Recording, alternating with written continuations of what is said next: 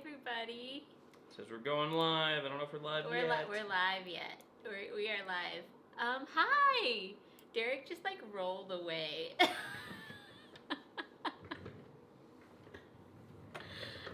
I was like, get back here, we gotta go live. I'm sure that's probably really loud too. So yeah, we have chairs on wheels here. Anyway. Hi, from If Utah. I don't like the way this conversation's going, doing it again. Yeah. Hello, greetings from southern Utah.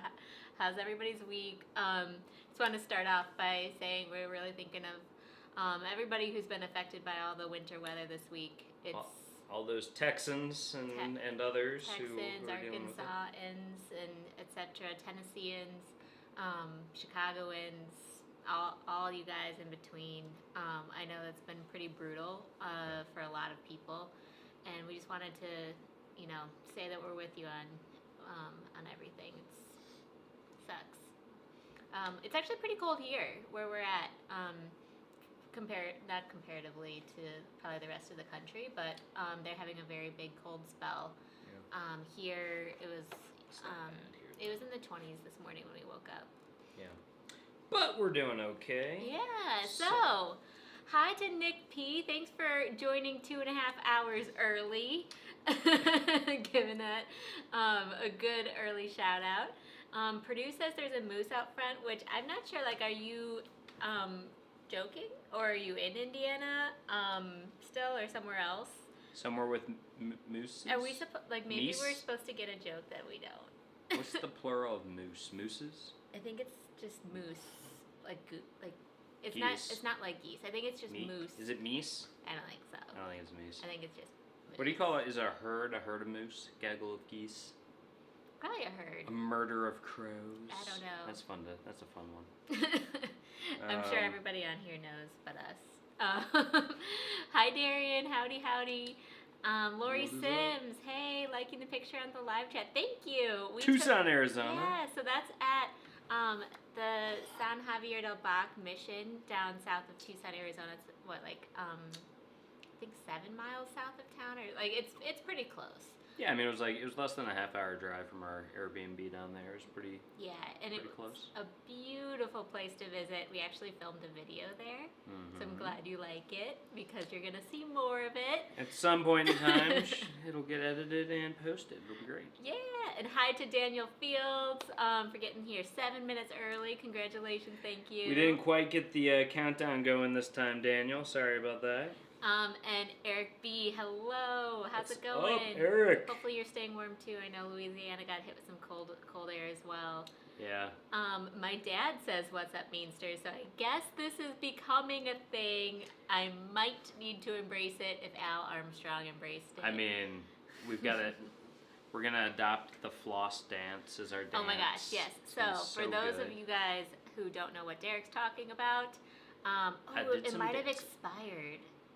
Oh, okay. So it's on mine. You can go check it out on mine. It is it still on yours? Yet. Okay, so Derek and I yesterday went for a walk down the Vegas Strip, first thing in the morning. And it felt weird because there's just no entertainers. First thing in the morning, Derek had a call at 7 a.m., which was not great because I had to leave the hotel room and go downstairs and try to find coffee, and she eventually found it.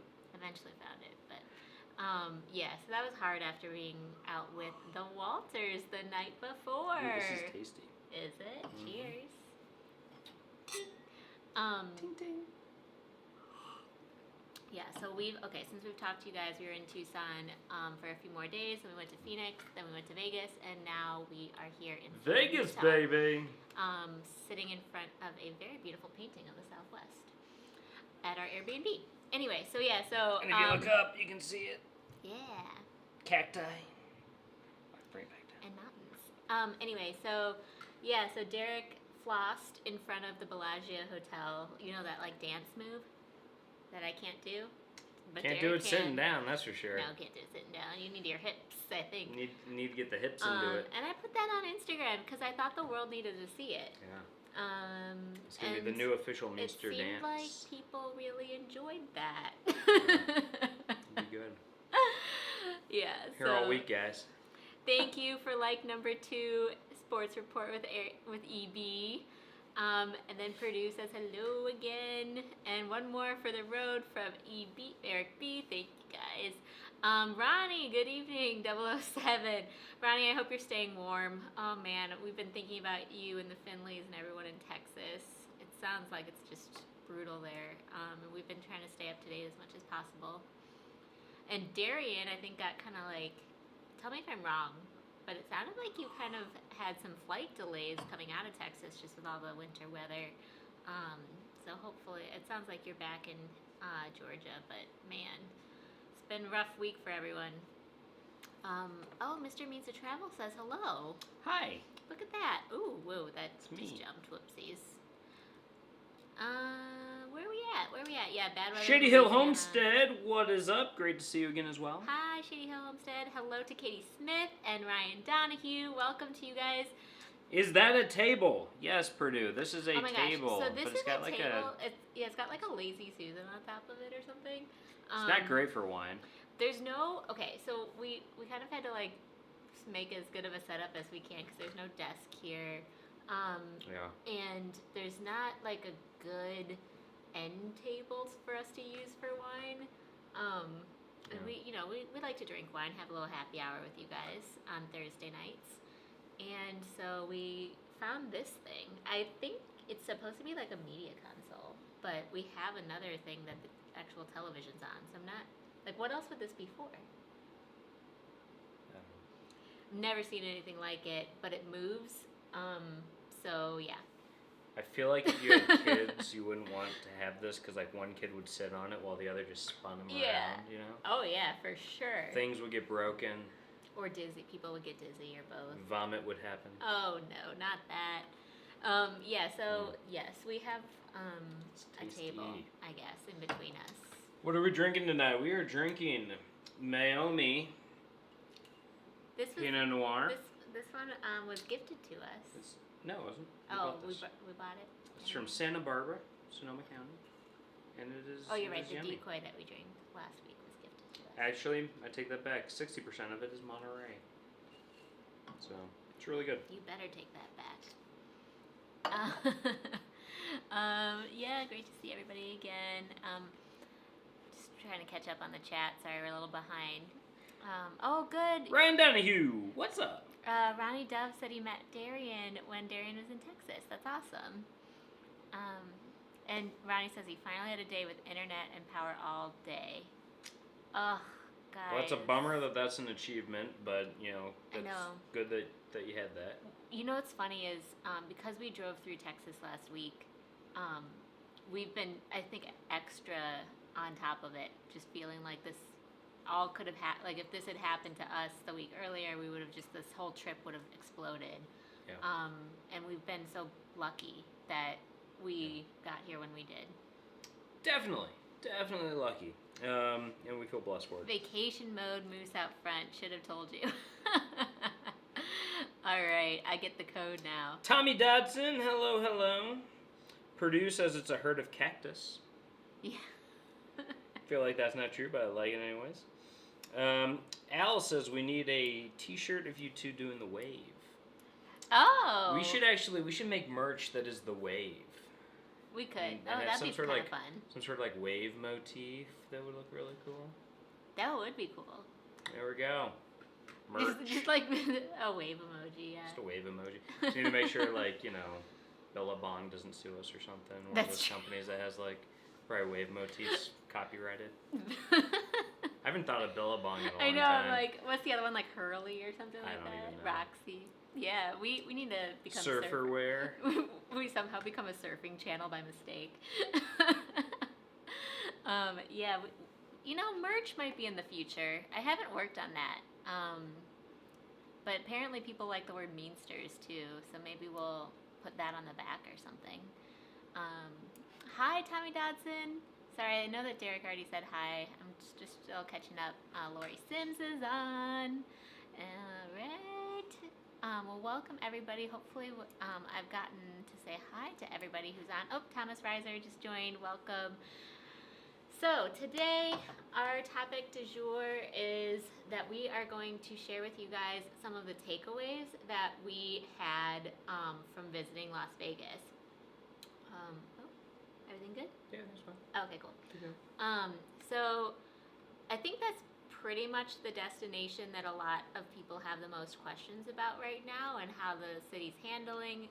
The destination that we visited in the past week, and how everything's been handled and stuff. We can also share with you guys some of our experiences in Arizona as well. We haven't really explored yet in Utah, so if you have Utah questions, maybe that'll be next week's agenda. But hopefully you guys are up for that. And Walter's World is on, and they can add some color to our topic as well. What's up, Mark? Even more. Hello, welcome to you guys. And Julie Good, hello, welcome. And I think Julie's in Arizona, so she can share some Arizona stuff too. And Mark, it looked like you guys and Turn Up World all went to Hell's Kitchen. Yeah. And I saw pictures of steak. I didn't see any pictures or video of sticky toffee pudding. And that makes me very upset. Do they have that on the menu in Vegas? Oh, yeah. No way. Oh, yeah. Well, and now I want sticky toffee pudding. Hopefully they got it, but they were like too full by the end of the sticky toffee pudding to share the content. Okay, so yes, Walter's World, just in Vegas, great lives.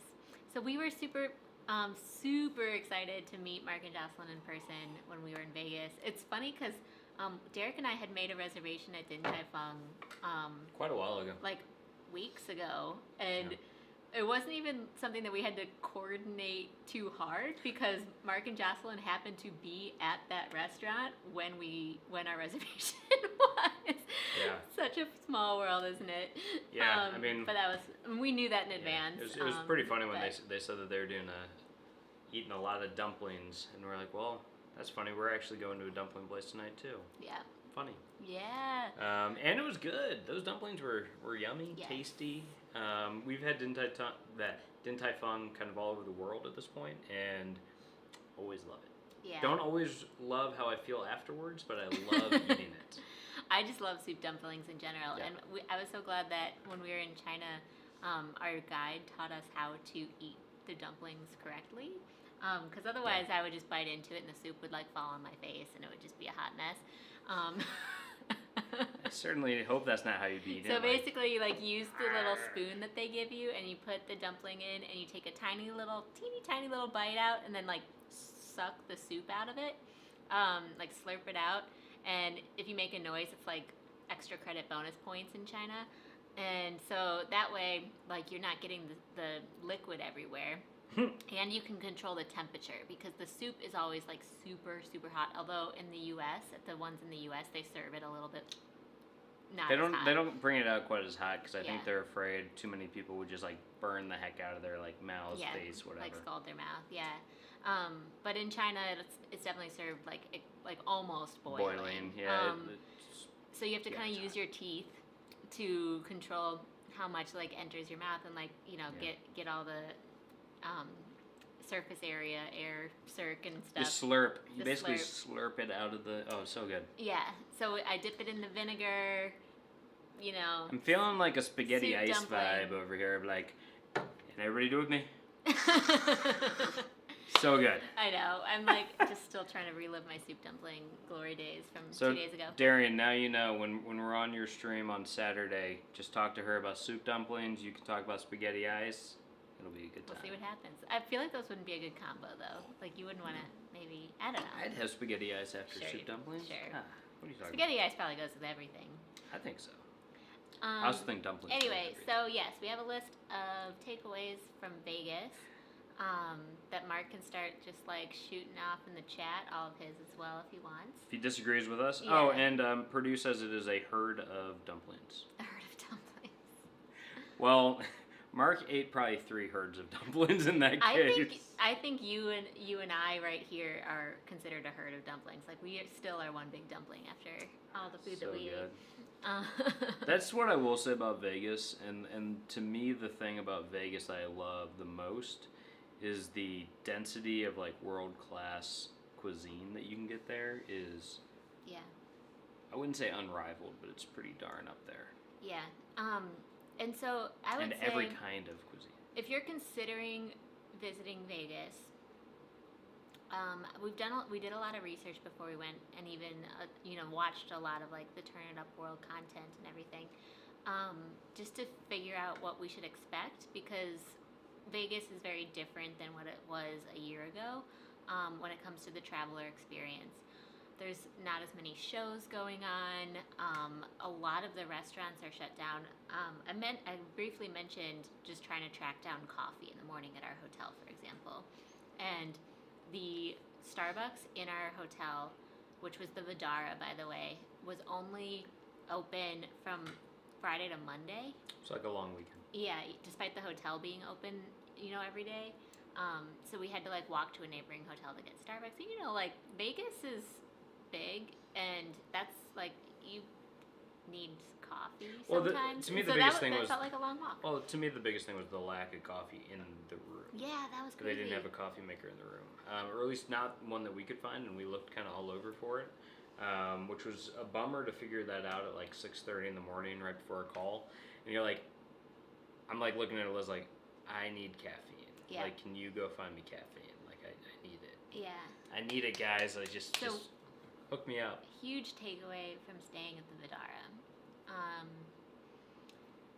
I would stay there again, but I'm not sure if it was really worth we kind of prioritized staying there because it's the only hotel on the Strip, one, without a casino, and two, with a kitchenette in every single room. And I was super excited about that because I was like, okay, if I felt like I just wanted to make my own food or something really quick, then I can. But we get to the rooms and they had removed like all of the cutlery, all of the plates, everything. There was absolutely nothing. There was no coffee. And so there were burners, but we're like, what do we do with this? Yeah. So we basically just used the mini fridge that was in the kitchenette to store a few things, but we could have done that in a lot of different hotels. Yeah. And we didn't feel like we were kind of properly warned about it, because when we booked the hotel, which I think used like hotels.com to do, it said that there's a kitchenette there. Yeah. So I don't know, maybe we would have needed to like ask in advance for them to stock the kitchenette if we actually planned on cooking. But yeah. But I mean, the when good you wake news up in the was- morning, you're like, okay, I want the food now. I'll be right back. Okay, you have to take a call. This ice, guys. Okay. Yeah, so backstory to Derek needing to take that call is we had a big ice issue with our roof in Chicago this week due to all of the winter weather that we're all experiencing. So we have not escaped the winter weather despite being not in the Midwest right now. So yeah, I just want to say hi to Danny Griswold Family Vacay. Welcome. Thanks for joining. And Musings at Midlife. I don't know if I said hi to you before, so welcome to you too. And Glenn Camp, sorry. Hong Kong has great dumplings, xiaolong bao. I want to learn how to make them. I do too. And I know that a lot of Asian cultures make different dumplings different ways and stuff like that, and I just want to make all of them. I want to know how to do it. And I got to... What's cool is when you walk into Din Tai Fung in Vegas, you basically get to see the dumplings being made right at the front, right by the hostess. And so we had to wait maybe a minute or so for our table, and I just filmed all the dumplings being made. And I was like, I want to learn how to do this too. It looked so cool. So yeah, I'm right there with you. Maybe you and I can take a class together someday on it. Oh, Eric, I didn't realize you were... Okay, so you're going to Vegas next month. Oh, yeah, but you're going to Mexico tomorrow. That's going to be awesome. Yeah, so, okay. So a couple takeaways from Vegas. Let's see. So I feel like I've, skipped around a little bit because we already started talking about several of them. But most of the Starbucks, I should probably add, were open on the Strip. So I think it was just, the Vidara, for example, is part of the MGM resorts, and the Starbucks at the Bellagio and the the Bellagio and the Aria, which are kind of right within walking distance to the Vidara, and are part of all of the same group, those were still open. So basically, it was like we just kind of stayed at the wrong place if we wanted Starbucks urgently. But it was all good, and so we were able to get it, but it just sucked that we couldn't have it right away, either between our room or in our hotel itself, which is something that we kind of took for granted, and we had gotten used to having some sort of coffee access pretty quickly in Vegas, just due to the fact that it's Vegas and you want it. Glen Camp, you're heading to Destin, Florida. Any good ideas? So I've never been, but my brother-in-law has a bit, and they are going to the Destin area in March and looking at property down there. And so, Derek, you've never been to Destin, Florida, right? $100. Oh my gosh, that's crazy. You've never been to Destin, Florida, but that's where Matt's looking at property, right? Destiny. No escaping death for me. I think. I don't know, Destin? No, I've never been to Destin. Yeah, I think Name that movie. Who knows that movie? The places that they like to go to are, like, the restaurants in that area are in Destin and Navarre, I think. Okay. But yeah, that's all I unfortunately can share about recommendations for that. And sorry about that, guys. I had a little bit of an ice emergency out of Chicago. Our house there had lots of ice on it, and we had to have people go over and actually shovel all the snow off the roof of our house. Yeah, we had an icicle that was 2 stories tall. Yeah, yes. No joke. Icicle, 2 stories tall. It was massive. Also featured in my Instagram stories this week. Yeah. So sorry about that, but I'm back now. Vegas. What are we talking about Vegas? Yeah, so I had shared just about the coffee and stuff. You don't have anything else you want to add about the coffee, right? No, I mean... Just that we missed it. Just that we missed it, and I wanted more. Yeah. But... Alright, so at the end of the day, it's not that big of a deal. We still really enjoyed having access to kind of... basically a mini fridge that we could put our food into, because, you know, given that we are traveling for this amount of time, that's an amenity that was super valuable to us, so we could keep our food cold while we're in Vegas. Yeah. Because we've just, you know, transferred stuff from, like, Tucson to Phoenix to here now, and, you know, it's good not to have to throw that stuff away. Yeah. And we have a little, like, tiny cooler in our car that fits perfectly. Yes. Perfectly in the back seat. It's over there if you want. No, it's okay.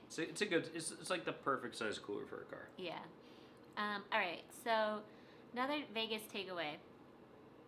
All right. So my biggest question mark that I had going into Vegas was what the like sanitation stuff was going to look like. Mark, yes, it was a fun call. Thank you. What sanitation was going to look like? Like sanitation, like garbage? No, like hand sanitizer. Hand sanitizer, yes. Sorry. Yes, hand sanitizer. I hope nobody else was confused by that. Well, sanitation workers are usually I know, like you're sewers. totally right, but like... I'm like, sewers? We did not go into the sewers. We've only been into sewers one place. We went to the sewers in Paris, and we will never go back. It was the worst experience. The sewer... I had so many people tell me, when you go to Paris, you gotta go in the sewers. Don't do it, guys. Those people Smells. hated you. Whew. Dustin, one of my groomsmen told me to do it. And I went, and I brought my beautiful wife, and she did not appreciate the smells. Okay, so we went because we got the Paris pass, right? And it's included on it's Paris included. pass. So, like, we didn't pay to go in there, technically. Well, I guess it's, like, part of it. But, like, you know, it was the worst. It was the absolute worst. And I don't like the catacombs. I don't, some people do. I don't. That, to me, was bad. The sewer museum was, you are Let's just say if anything drips on you, you should go take a shower. You are... It was gross. You are walking through an open sewer. Yes. It is a river of sewer things that you just are walking on a sidewalk next to and pretending to care to read the plaques. We walked in for about, 15 minutes, and I was like, we can't be here. It's so smelly. We did not get used to the smell. Okay. Yeah.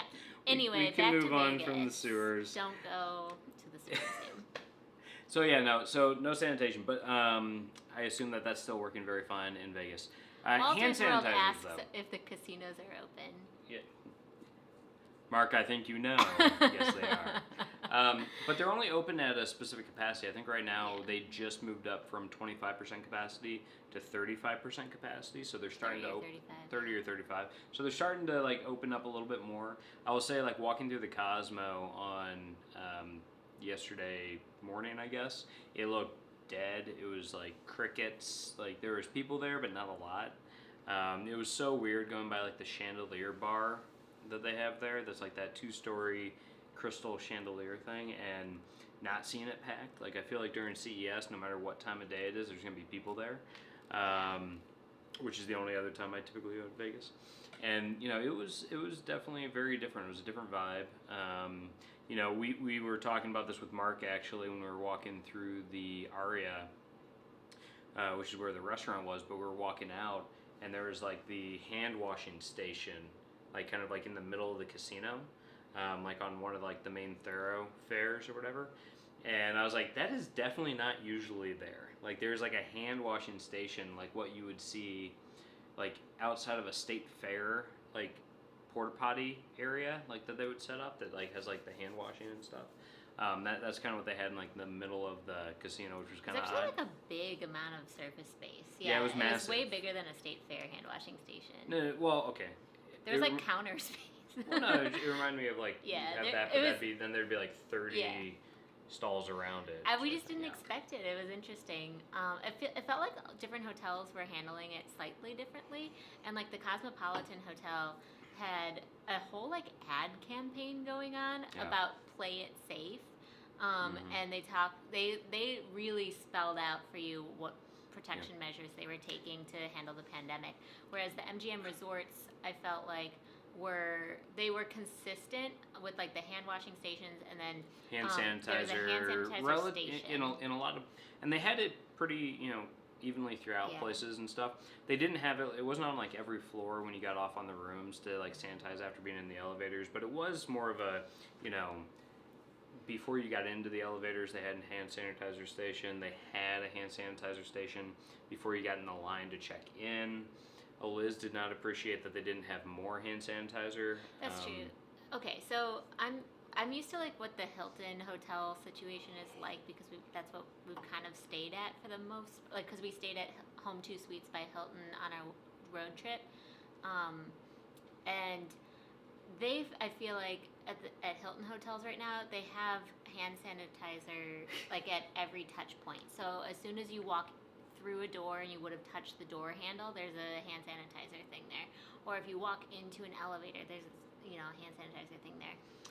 And some of the other the hotels, like the Aria and the Vidara, it was more like those exist, but you have to like walk to them, sort of thing. So yeah, it was just different. Sorry, I'm laughing at Lori Sims, who says it's great to have hand washing stations instead of XXX handouts as you walk.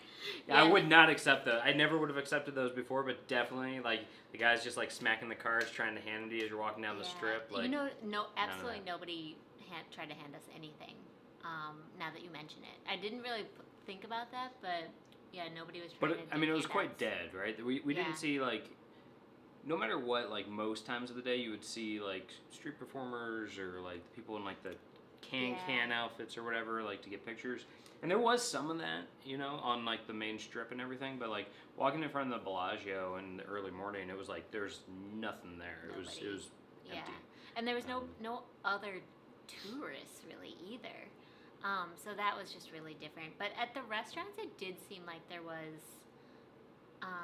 Like other people. Like there were definitely other people at the restaurant. Musings at Midlife. Yes, you are correct. Young Frankenstein, one of the best movies ever.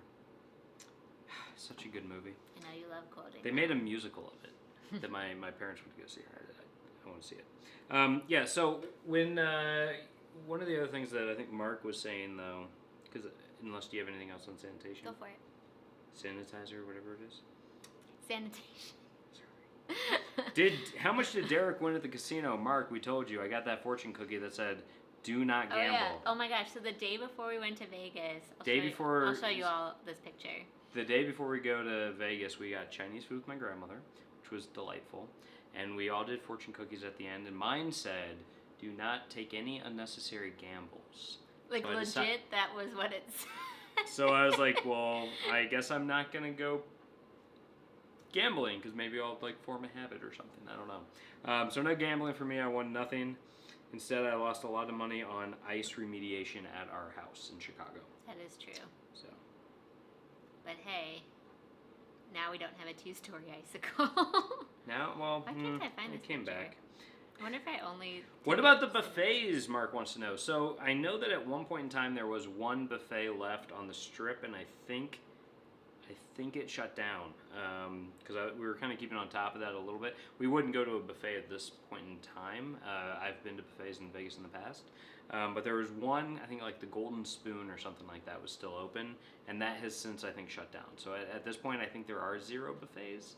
But Mark, correct me if I'm wrong on that one, because we'll see. Crazy.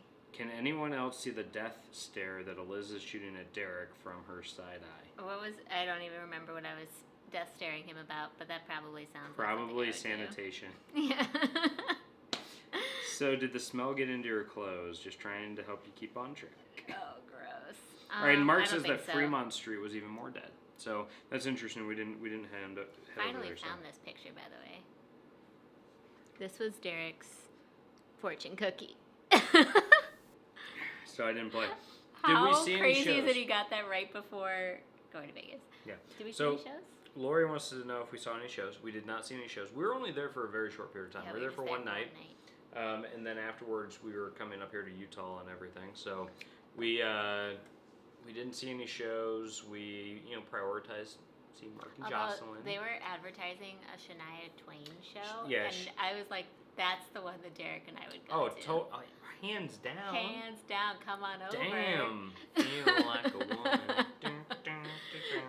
So Derek's mom apparently owned the Shania Twain CD. Somehow I know like and all he the knows lyrics. All of them. Of like all of her songs. She must have played on repeat. And I, of course, love So Shania good. Twain. So we were just like, that would have been so fun. So no shows this time. I will say, if I were to do like a must-dos of Vegas though, for the non-gambler, because we don't gamble. Early, not that we have anything morally against it. It's just I don't think I'm good at it, and I don't like losing money.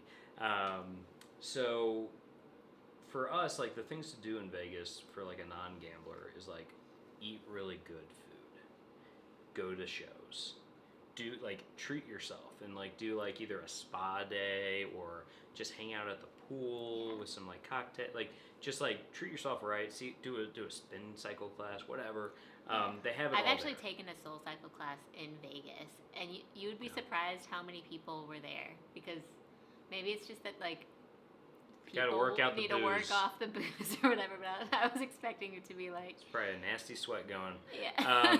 But no, it's like it's. I did those not do it on things. this trip, by the way. We did it a year ago. And then, the fifth thing to me is definitely like getting out of Vegas. Like when you go to Vegas, don't just stay in Vegas. Like it's a very short drive to like Lake Mead, Red Rocks. Heck, I mean, Utah is not that far away. There's some really cool parts of Arizona that you can get to pretty quickly from Las Vegas. So like, those are the things that for me is like, those are the things to do. And I've seen like, I went to like one of the big like magician shows when I was younger, and I remember thinking that was really fun. That would be fun. I It feel was, like magician shows are like fun for everybody. It was before Mind Freak or whatever his name is. It was like one of those, like, it's not David Copperfield, but it was like one of those types of guys. And so that was a lot of fun. I remember also going to like Excalibur or whatever and doing like the, you get like the whole like pheasant and like all that, you with your hands, and they do like a jousting match. So I did Is that. it kind of like medieval times? Kind of like medieval times. And that's cool, that's fun, like, like that kind of thing. Like, so there's a lot of things that you could do, and I know that Mark and them, like, they went on a few things, like, I think they might have done, like, the Ferris wheel looking thing and everything, and, like, some of that stuff is, like, really cool and a lot of fun to do, so, it's not just a place for gamblers, and, unfortunately there's a lot of stuff that we didn't get to do this time because we were there for such a short amount of time, but I feel like I would really enjoy Vegas during non-COVID, non-conference times. Yeah, Daniel Fields is saying that the shows are not back, unfortunately, until early July. So I guess that's something to take in mind if, especially if you don't do casinos and stuff. If you really want to get the full Vegas experience, like a lot of the pools, for example, were closed while we were there. A lot of pools don't open till March, so it's more limited. It's definitely more limited. Yeah. Muse and Midlife. Are there any good hikes around Vegas? Yeah. Red Rocks. You can go to Red Rocks and get some hiking in. Red Rock Canyon. Red Rock Canyon. Sorry. Yeah, Red Rocks is an amphitheater in Denver. Red Rock Canyon is like a national preserve outside of Vegas. Super, super beautiful. You will need a car. You can't just like have an Uber drop you off there or anything like that. Because the way that it works is you enter in, and it's basically like you drive around to different stops, and different stops might have hiking options and stuff like that. But it's maybe like a 30 to 45 minute drive if you just go straight on through. So again, like that's where you would have to rent a car, even if it's just for a day. A lot of the hotels have car rental places like within them, so it's totally doable, even if you don't have the car the whole time. What we did experience though, as long as your driver's license is valid. Sure. Yeah. I did that once. Whoops. Yeah. Thankfully I was there. So, oh yeah, was that last year? Yeah. Oh my gosh, I completely forgot about that. Okay, so yeah, story time. We. Dang, I called myself out. Yeah, I completely forgot that was last year. So we show up, we land in Vegas, and Derek had rented the car, and Derek's birthday is January 7th, and we landed in Vegas on January 5th. And so he comes up with his like driver's license or whatever, and they're like, "We can't rent you this car. Your license expires during the rental period." And he was like, "What?" And I think it's because, when like it's really early in a new year, you don't really realize like, okay, so like Derek's license expired like January 7th, 2020, but like there wasn't really like a 2020 like frame of mind yet. So he was just like, oh my god, it is 2020 and like it expires. And so he didn't have a valid ID, and we were very concerned that he wasn't going to be able to fly home. And my dad overnighted him. My dad went to our house and found Derek's passport and overnighted us the passport to our hotel. So that I could fly home. So Derek Thanks, could fly Al home. Yeah. and Ruth. Thank you guys for going and doing that Shout for us. out to Al and Ruth, for sure. Thank God. Otherwise, I would still be in Vegas. Yeah, otherwise Derek would live in Vegas now. Sounds like a good life. Yeah, because you couldn't have even rented a car to drive home. I just realized that. Woof. Yeah, so I drove the entire trip. Yeah. And luckily my license was perfectly valid and fine. Yeah. So Glenn Camp says I would go down early in the morning and play blackjack, and it was always pretty empty even before COVID. Yes. Probably empty, but probably not this empty, because it's even more empty now, Glenn. But yeah, no, I get it. Yeah, hotels do, get a little bit more dead early in the morning. Eric B. Wait, sorry, hang on. Because Lori's asking something about the driver's license. She says, if I have a passport, is it necessary to get the new driver's license for my renewal? Yes. Yeah. If you want to drive a car. I'm not sure, in what instance you're talking about, but yeah. I mean, he would not have been able to rent a car with just his passport. He would have definitely had to, have a valid driver's license. If you're talking about flying, you can use your passport, to fly anywhere. To leave the country. Yeah, so like I had a boss who he had let his driver's license expire for years.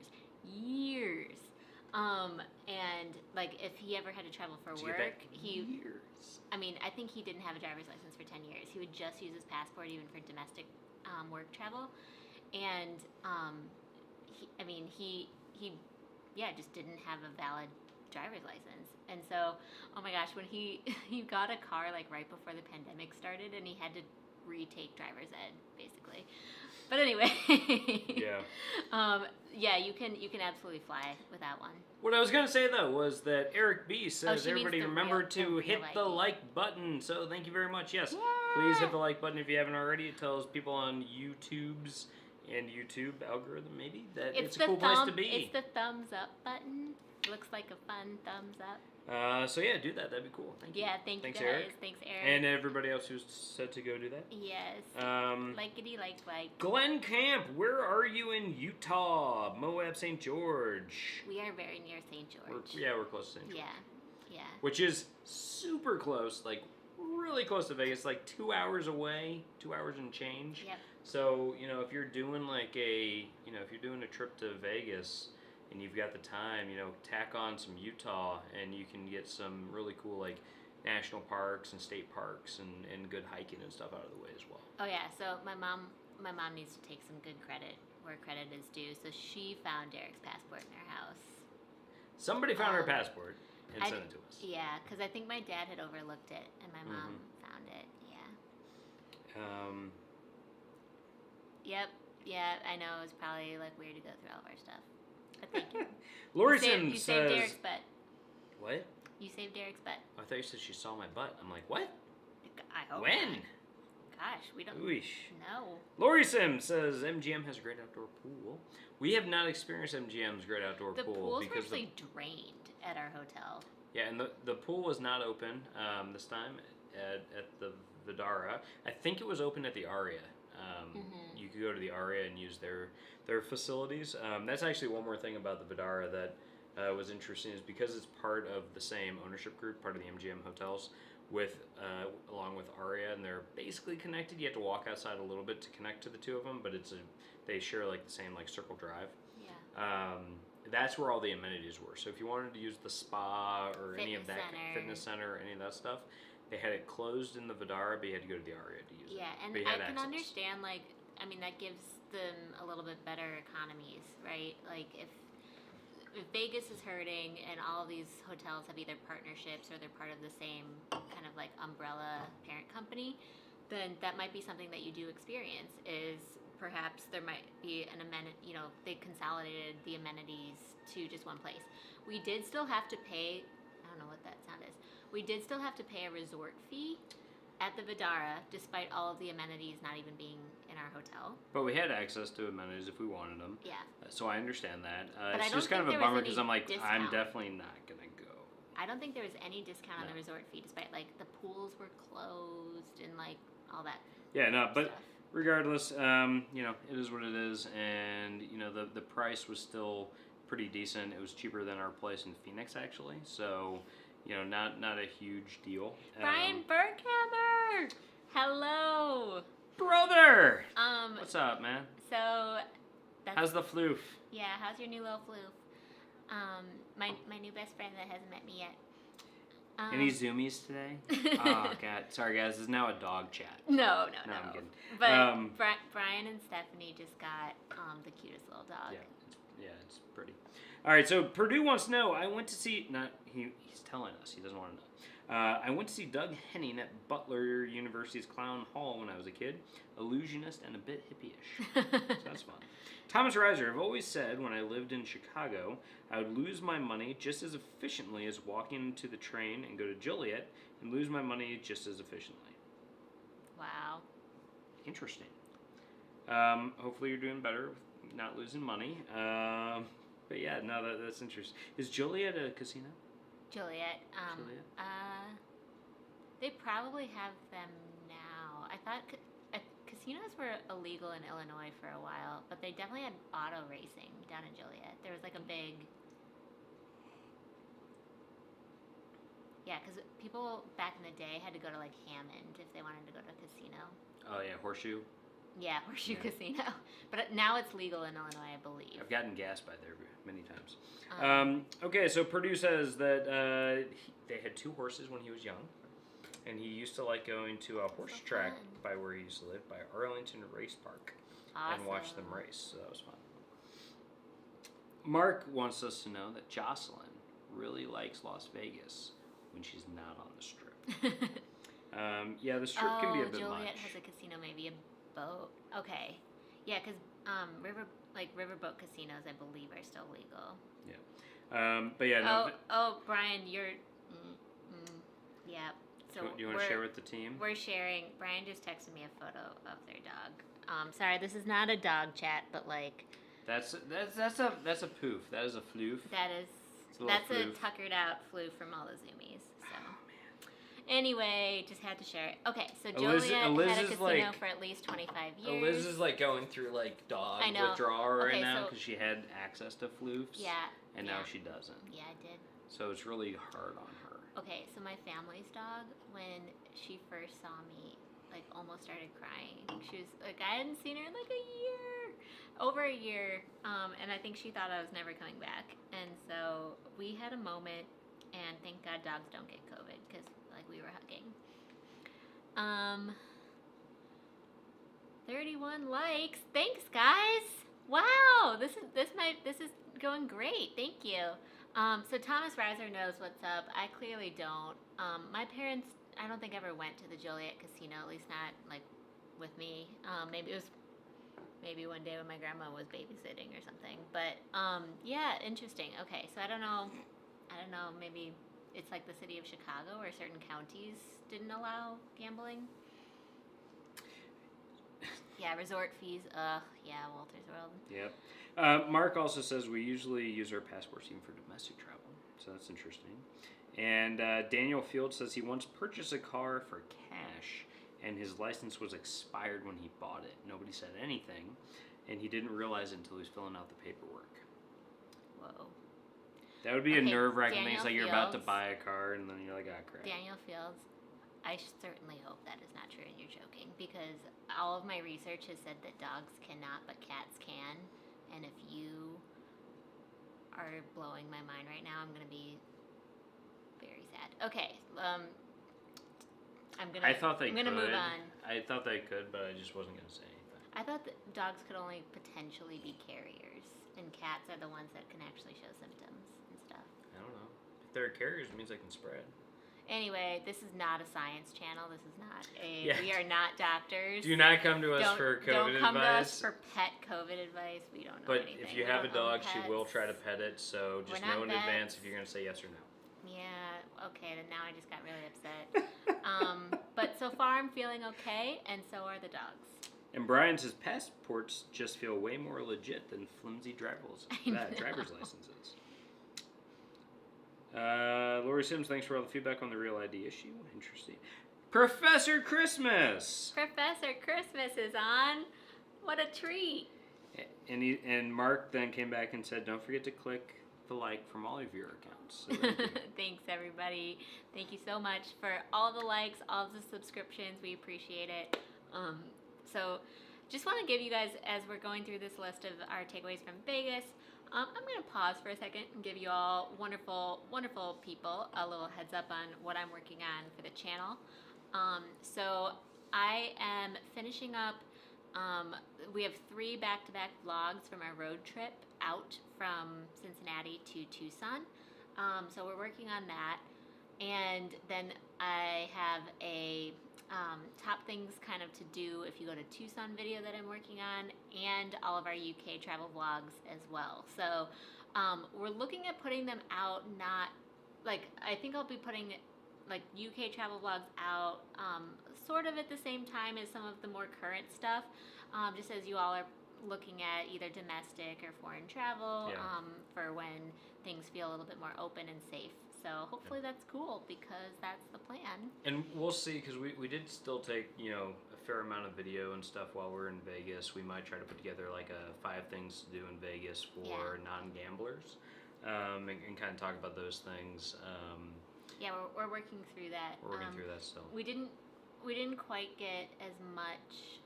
Yeah, I don't want to overpromise. Yeah, that but one, we might. We still took quite a bit of video. I have to track down one particular piece of footage from before. Yeah, from the before times. From the before times. So Glenn Camp says he's had 2 driver's license issues. One, when he went to Spain, tried to hire a car, didn't have his driver's license, so his wife had to drive for 2 weeks. Oh my god. That sounds like heaven. Make her drive for once. That'd be so good. To be fair, like, Derek has more than made up for the fact that I had to drive that trip in Vegas. Derek's driven almost this entire trip. I had about 3... And 100% of the UK, let's not yes, forget. he also drove 100% of the UK. So he's a hero among men. I don't know. So Glenn Camp says, I had a copy of it, but it didn't help. 2 weeks after we got home, after I had gotten a replacement, I opened up my copier, and there it was, still in the copier. Interesting. Brian Burkhammer says, too many floofy zoomies. I know, I saw that. Kim M. Hello, Kim. Welcome. Hi, Kim. Welcome in. Welcome to the chat. We're talking about, okay, so for anybody who's new in the chat, we are talking about our takeaways from going to Las Vegas this week. So it's kind of like, Vegas. I'm not holding back too much. Like, I'm giving pretty much like what I really took note of as a traveler right now, whether it's a good thing or bad thing sort of thing, just to give you guys a little bit of a realistic view of what to expect in Vegas. All right, but my primary takeaway, just real what's quick. your primary takeaway? My number one thing is that you were there too. I was there too. And what I will say is that I felt more safe in Las Vegas generally than I did in like Phoenix or some other places that we've been. And part of that's probably has to do with the very limited capacity that they're allowing into casinos and all this other stuff. We were there in the middle of the week, but I felt pretty good about it on the whole. So even if we might have a couple things that are a little bit more negative sounding, I still felt overall very comfortable there.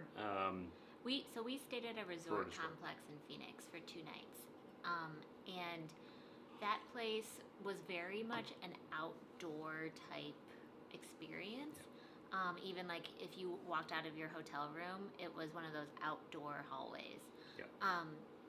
That being said, because of that, I think a lot of the guests and others, felt a little bit more freedom to like maybe choose not to wear a mask at times when maybe they should have and things like that. I'd say that the sanitizer stations were much more sparse at a place like that. Yeah, the one thing that surprised me the most at the hotel in Phoenix was that they had a very fenced-in pool area, and you had to use your key card to get into that pool area, and within any of the outdoor amenities, there was 0 hand sanitizer. And so if you're using your key card and then opening the door and everything like that, there wasn't really a spot right away to just make sure that you didn't have any germ transfer or whatever. So that was interesting. Vegas was not like that. I felt like Vegas, at least, you could seek out a place to sanitize. So Thomas Reiser says, why go to Vegas is my perspective. Yeah, no, I mean, I would say that, there's not a reason, to me, there's not a pressing reason to say, like, oh, I've got to go to Vegas right now or anything like that. Whereas I might feel that way about certain things where it's like, hey, now's the time to really go do X because the crowds are going to be so much lower than usual or things of that nature. Personally, we're not the type of people that I'd say, like, we would make our way to Vegas just to go to Vegas. Like, we wouldn't do this cross-country road trip with the intent of going to Vegas. It was more that we are driving through Vegas no matter what we do to get to Utah from Phoenix, Arizona. So that's the fastest route. So since we're passing through anyways, let's, break up the drive and, make a night of it, celebrate, an early birthday and a Valentine's Day at a nice restaurant, a nice bar, because where we are, has slimmer pickings on that kind of stuff. Yeah. And honestly, we haven't been to a restaurant or bar or anything like that here, but I can almost guarantee you that I'm going to have felt more comfortable in the Vegas bars than what's here, I would guess. Yeah. By the way, my birthday is a week from Sunday. That's what he was alluding to. It's coming up soon. Yeah, fun stuff. Okay, so next one is, so this was an observation in our hotel. I can't speak, of course, to any other hotels. We didn't use elevators in any other hotels. But in our hotel, I was surprised to see there was this one elevator. The chew toy? that, not a chew toy, but it had a teething ring that we saw when we first came in. And it was still there, like on the floor in the elevator the next day, which made me think that the elevator hadn't really been like cleaned out as much. So that was one thing that I just want to like give a word of warning if you're like conscious of like touching surfaces and stuff like that. You know, I don't know how often the elevators are being cleaned down. So if you're like touching the handles in the elevators or touching the buttons and stuff, just make sure that you're bring your own hand sanitizer or something like that. Don't pick up teething rings off the floor and buy Yeah, them. don't eat the teething ring. Don't do that. No. They might look tempting, but no. Yeah. That's not a door prize. And I wouldn't say like the hotel felt very clean overall. I was just extremely surprised to make that observation. Okay. So I already did that one. Okay, so parking. Derek and I have our car here with us because, of course, we drove out here. One thing that I hadn't really researched in advance but thought was interesting is that there's no valet service, which makes total sense. Hopefully that helped us actually save some money with parking. But it was completely self-park. Yep. So which is great. When you checked in, because you went and parked, when we checked in, basically we just parked and then walked into the hotel, right? Like you didn't even need a key card or anything. Yeah, no, it was easy. Yeah. I mean, you had to like show your ID, your parking pass to the guy who stood outside. Camp, by the way, thanks for joining. So like you couldn't just like go park and like walk away. So like there's like a guy out there, so like he would stop you if you tried to go in without a key card. Yeah. But yeah, no, I mean it was super easy, super nice. You didn't have to worry about a stranger being in your car and not knowing do that whatever. So that was definitely a plus in my mind. I do think that a lot of those types of services, to the extent that they can like free those up and make it so that you do it yourself, it just adds a lot of safety and like less touching of other people. Yeah. By the way, I don't know if we said hi to Nick P. I know we did, like, because he was on super early, but welcome in.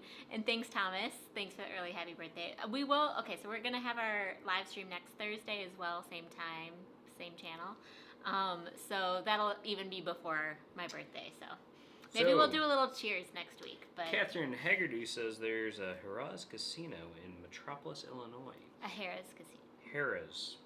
Hurrah! A Harrah's Casino. Hurrahs! It just sounds like an expert. Hurrah! More ale! It's like what you'd say at Excalibur with like your mug of ale. That's huzzah. Huzzah! Huzzah is like an actual medieval cheers, I think. Huzzah! Harrah's Casino in Metropolis, but yeah, so on the waterfront on the Ohio River, so that's fun. Apparently, my mom has confirmed that she and my dad never went to casinos.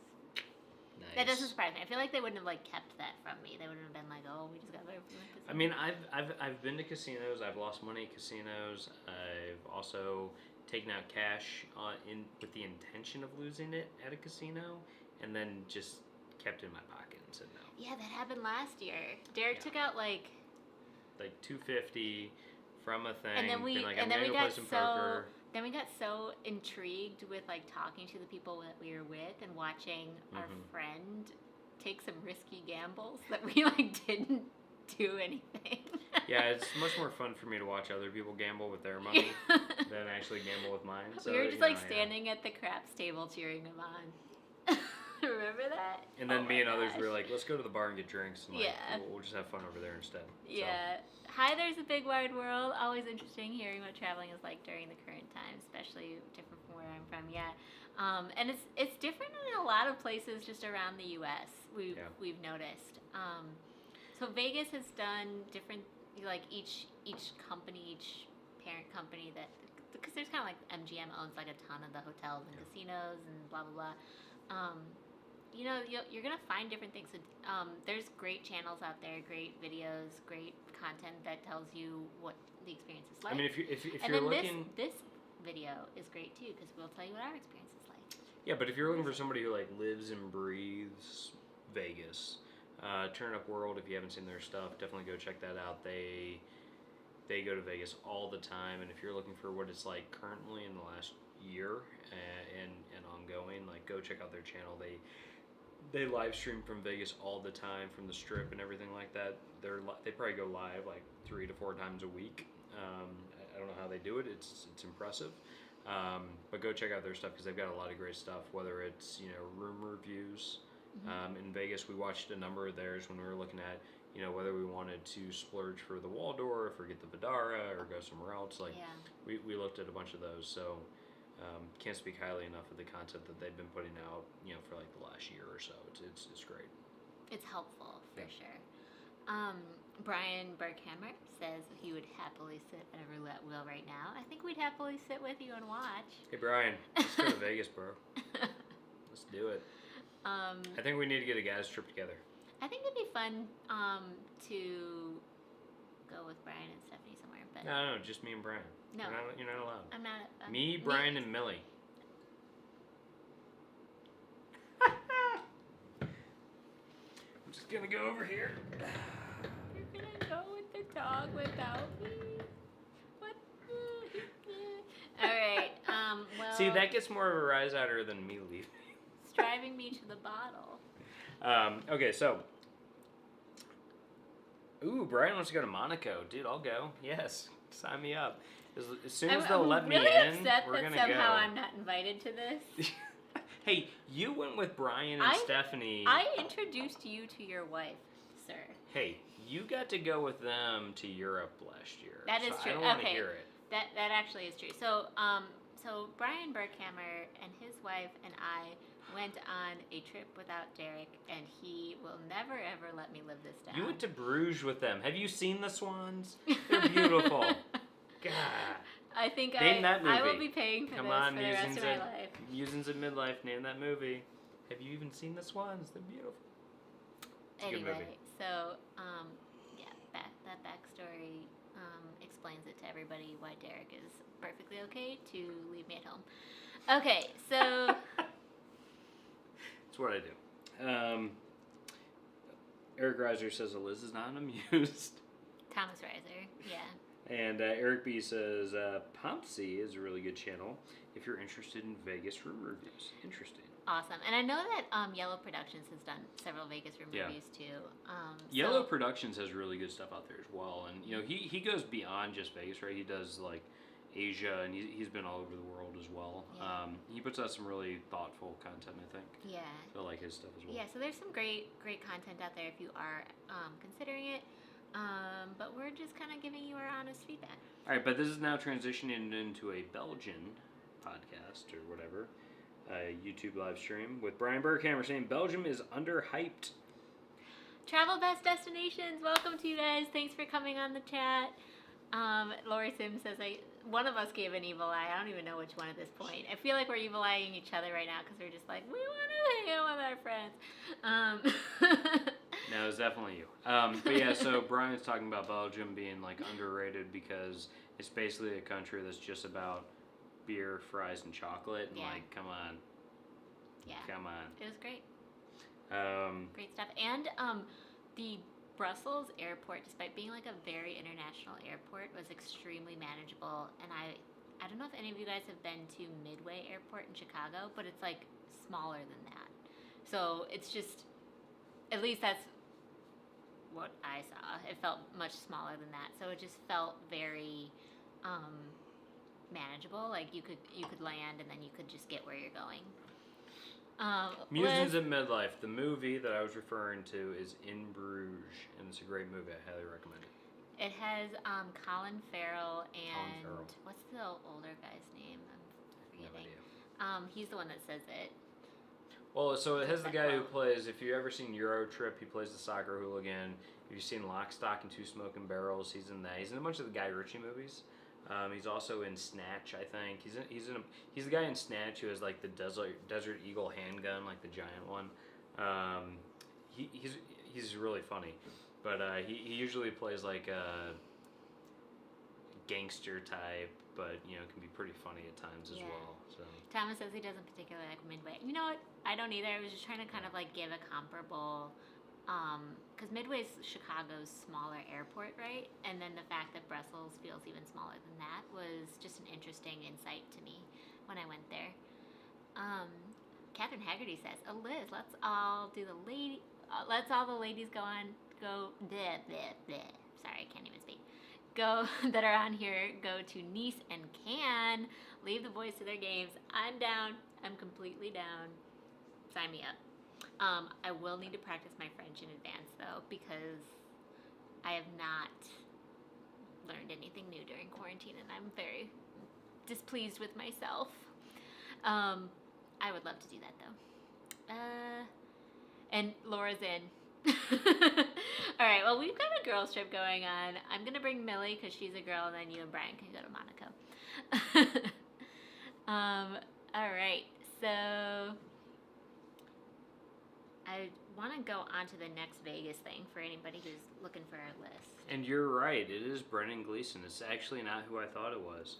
I kept thinking of another actor who I thought was in it, and I guess not. Yes, so listen to There's a Big Wide World. They've got it. All right.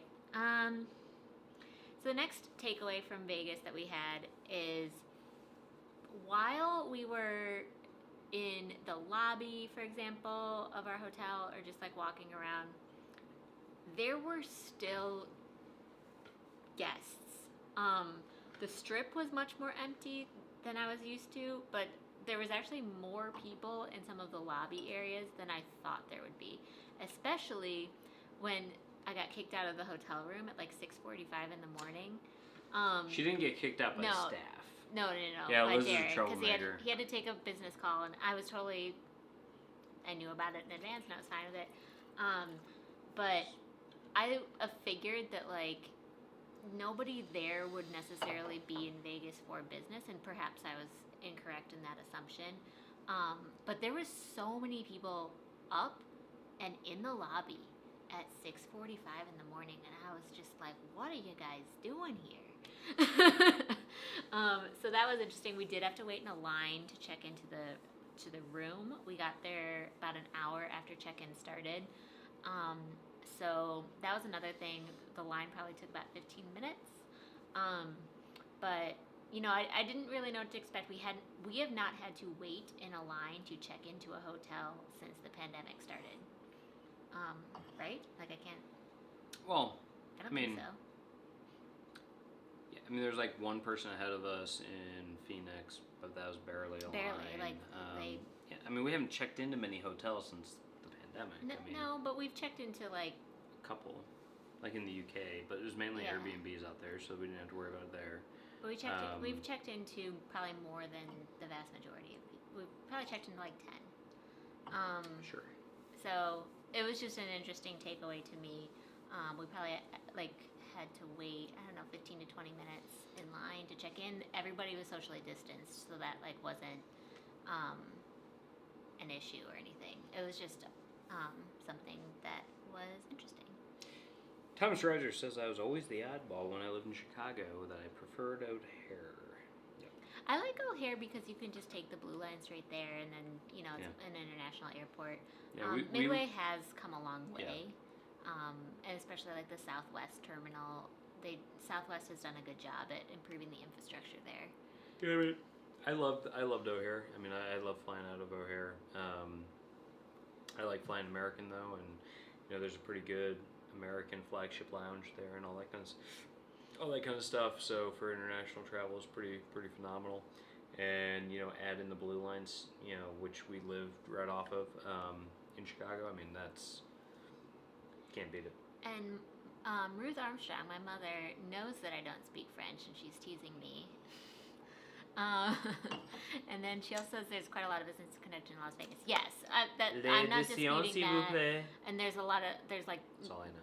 dozens of conferences usually. It's just I was not expecting it happening now. Just because all the business travelers that I know have not been traveling whatsoever.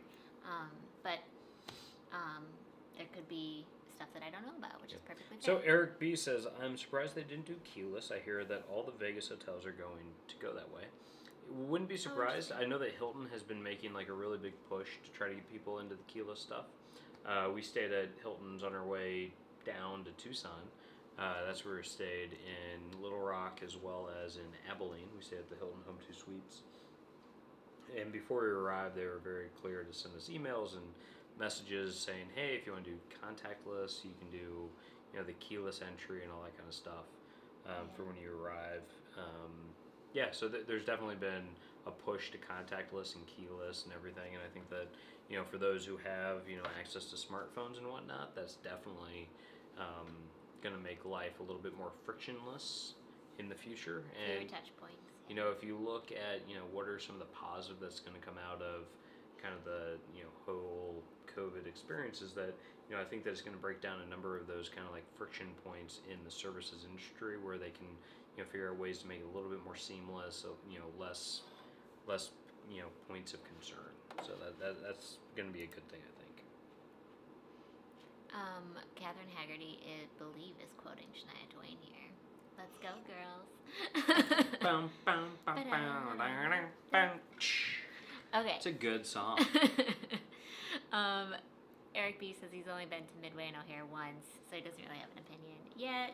And airports change, right? Like, so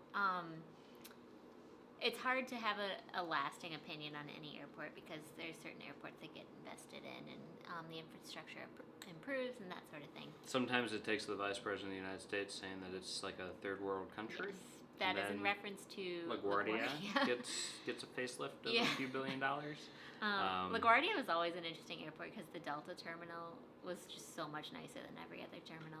I actually really enjoyed flying American out of LaGuardia, though, because to me, as long as I got into the terminal with like 15 to 20 minutes before they shut the door, I would get on that flight.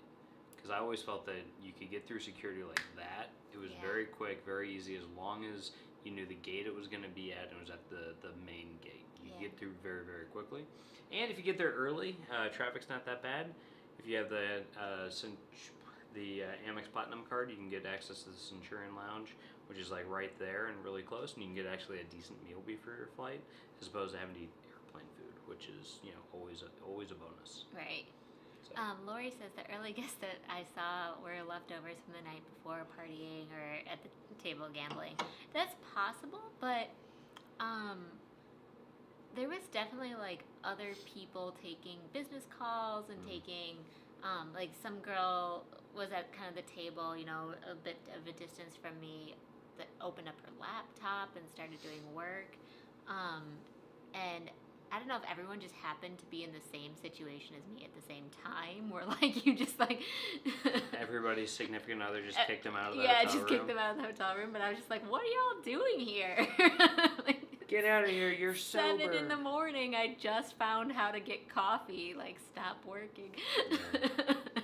No, but what I will say about when we were at like Catch, right? We went to a place called Catch in the Aria Hotel to grab some drinks, and the staff there was super nice, super hospitable. Bent over backwards to make you feel comfortable and everything. I enjoyed it quite a bit. But there was one guy like at the bar who like opened up his laptop and was doing work, and we both like kind of looked at each other and we're like, it's like CES. Yeah. It's like dude just like taking out his laptop, working at the bar. That was good to see. We did.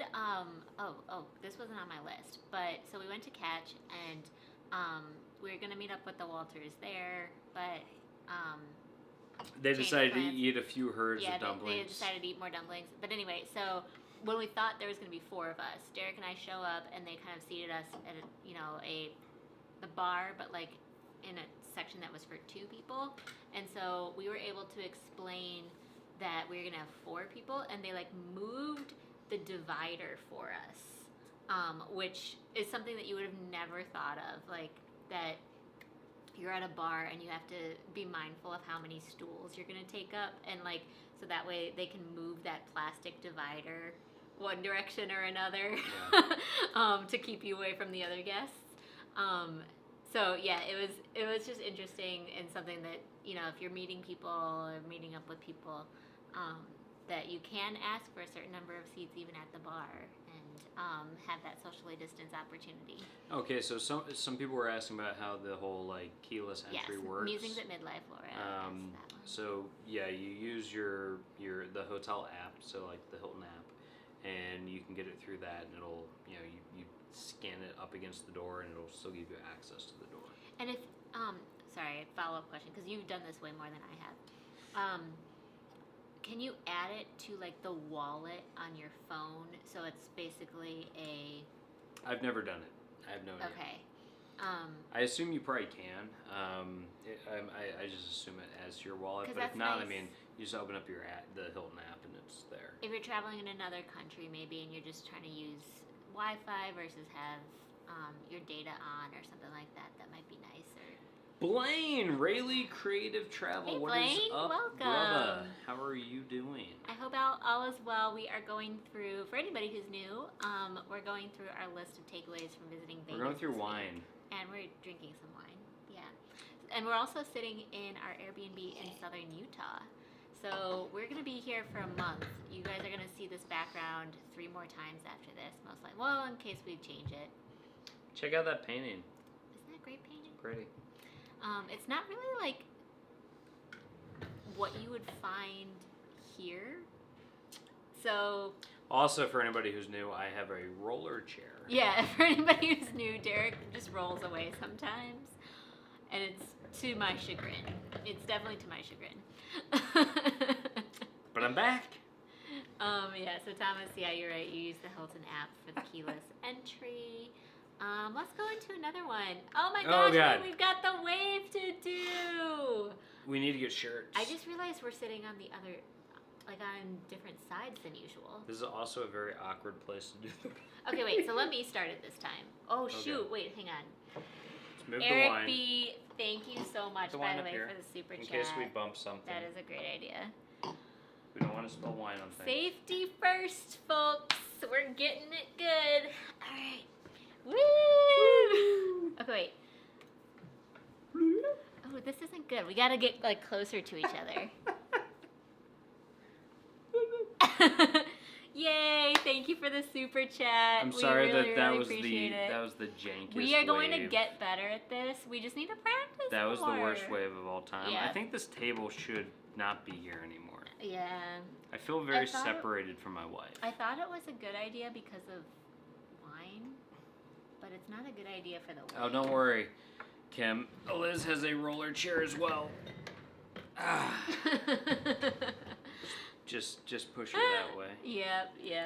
But Also, actually, I just thought this we actually have Airbnb we have does neighbors not come downstairs, so we shouldn't roll too yeah. much. I just Oh realized. my gosh, I used to live in an apartment in Chicago that my upstairs neighbors all had roller chairs.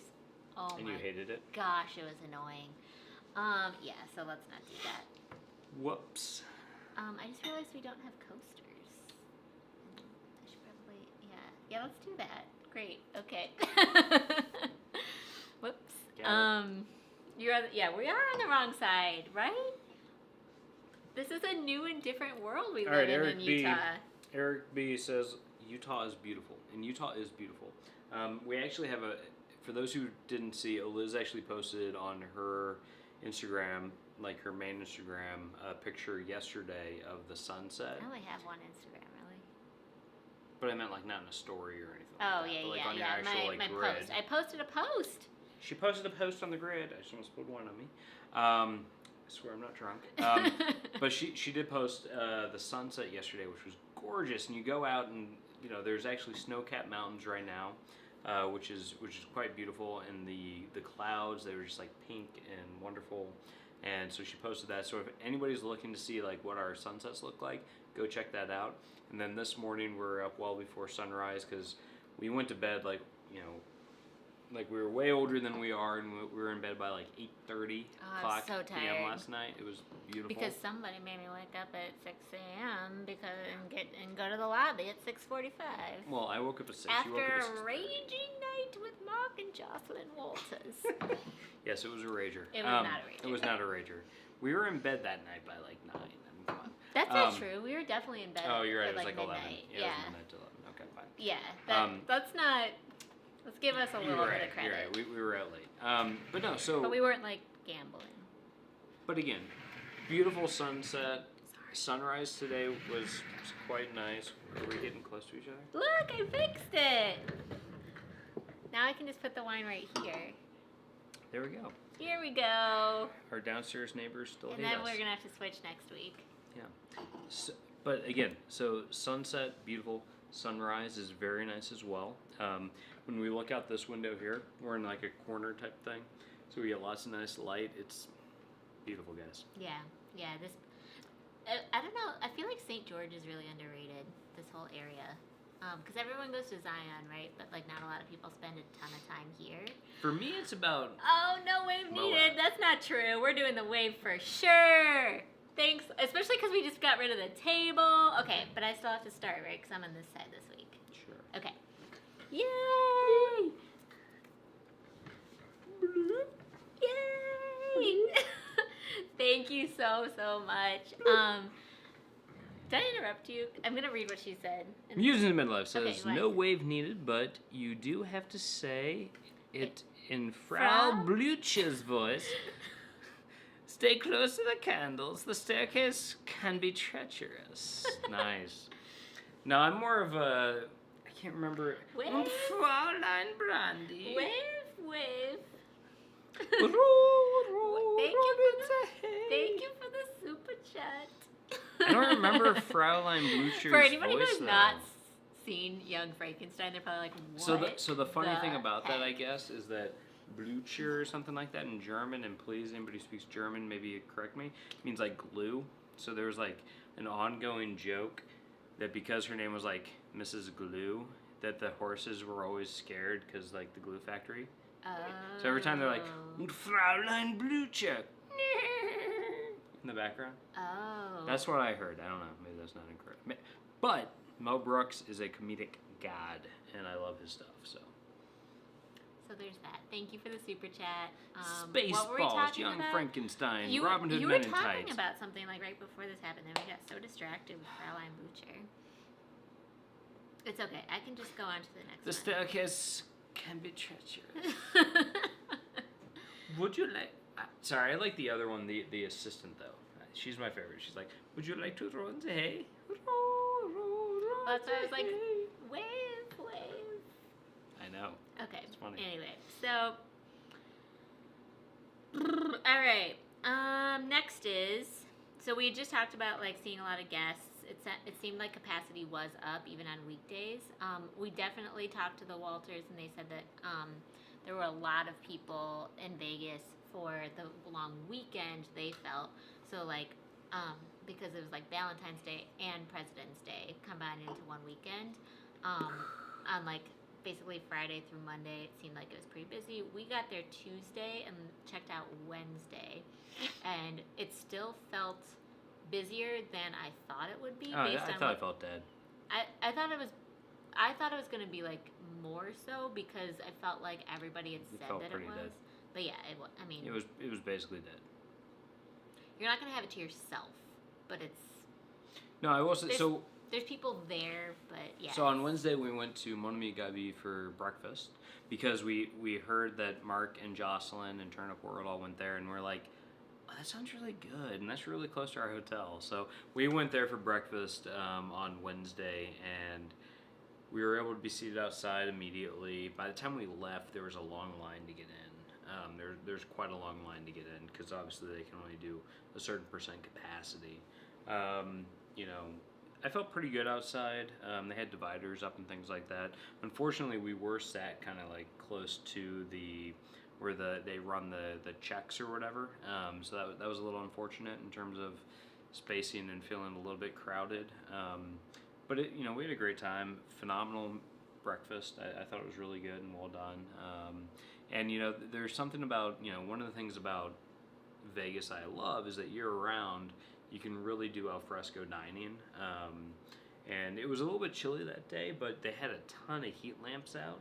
And when we first got there, I actually remember saying to Eliz, I was like, it's actually too warm. Like, I wish they would turn it down a little bit. It was actually very comfortable outside, so.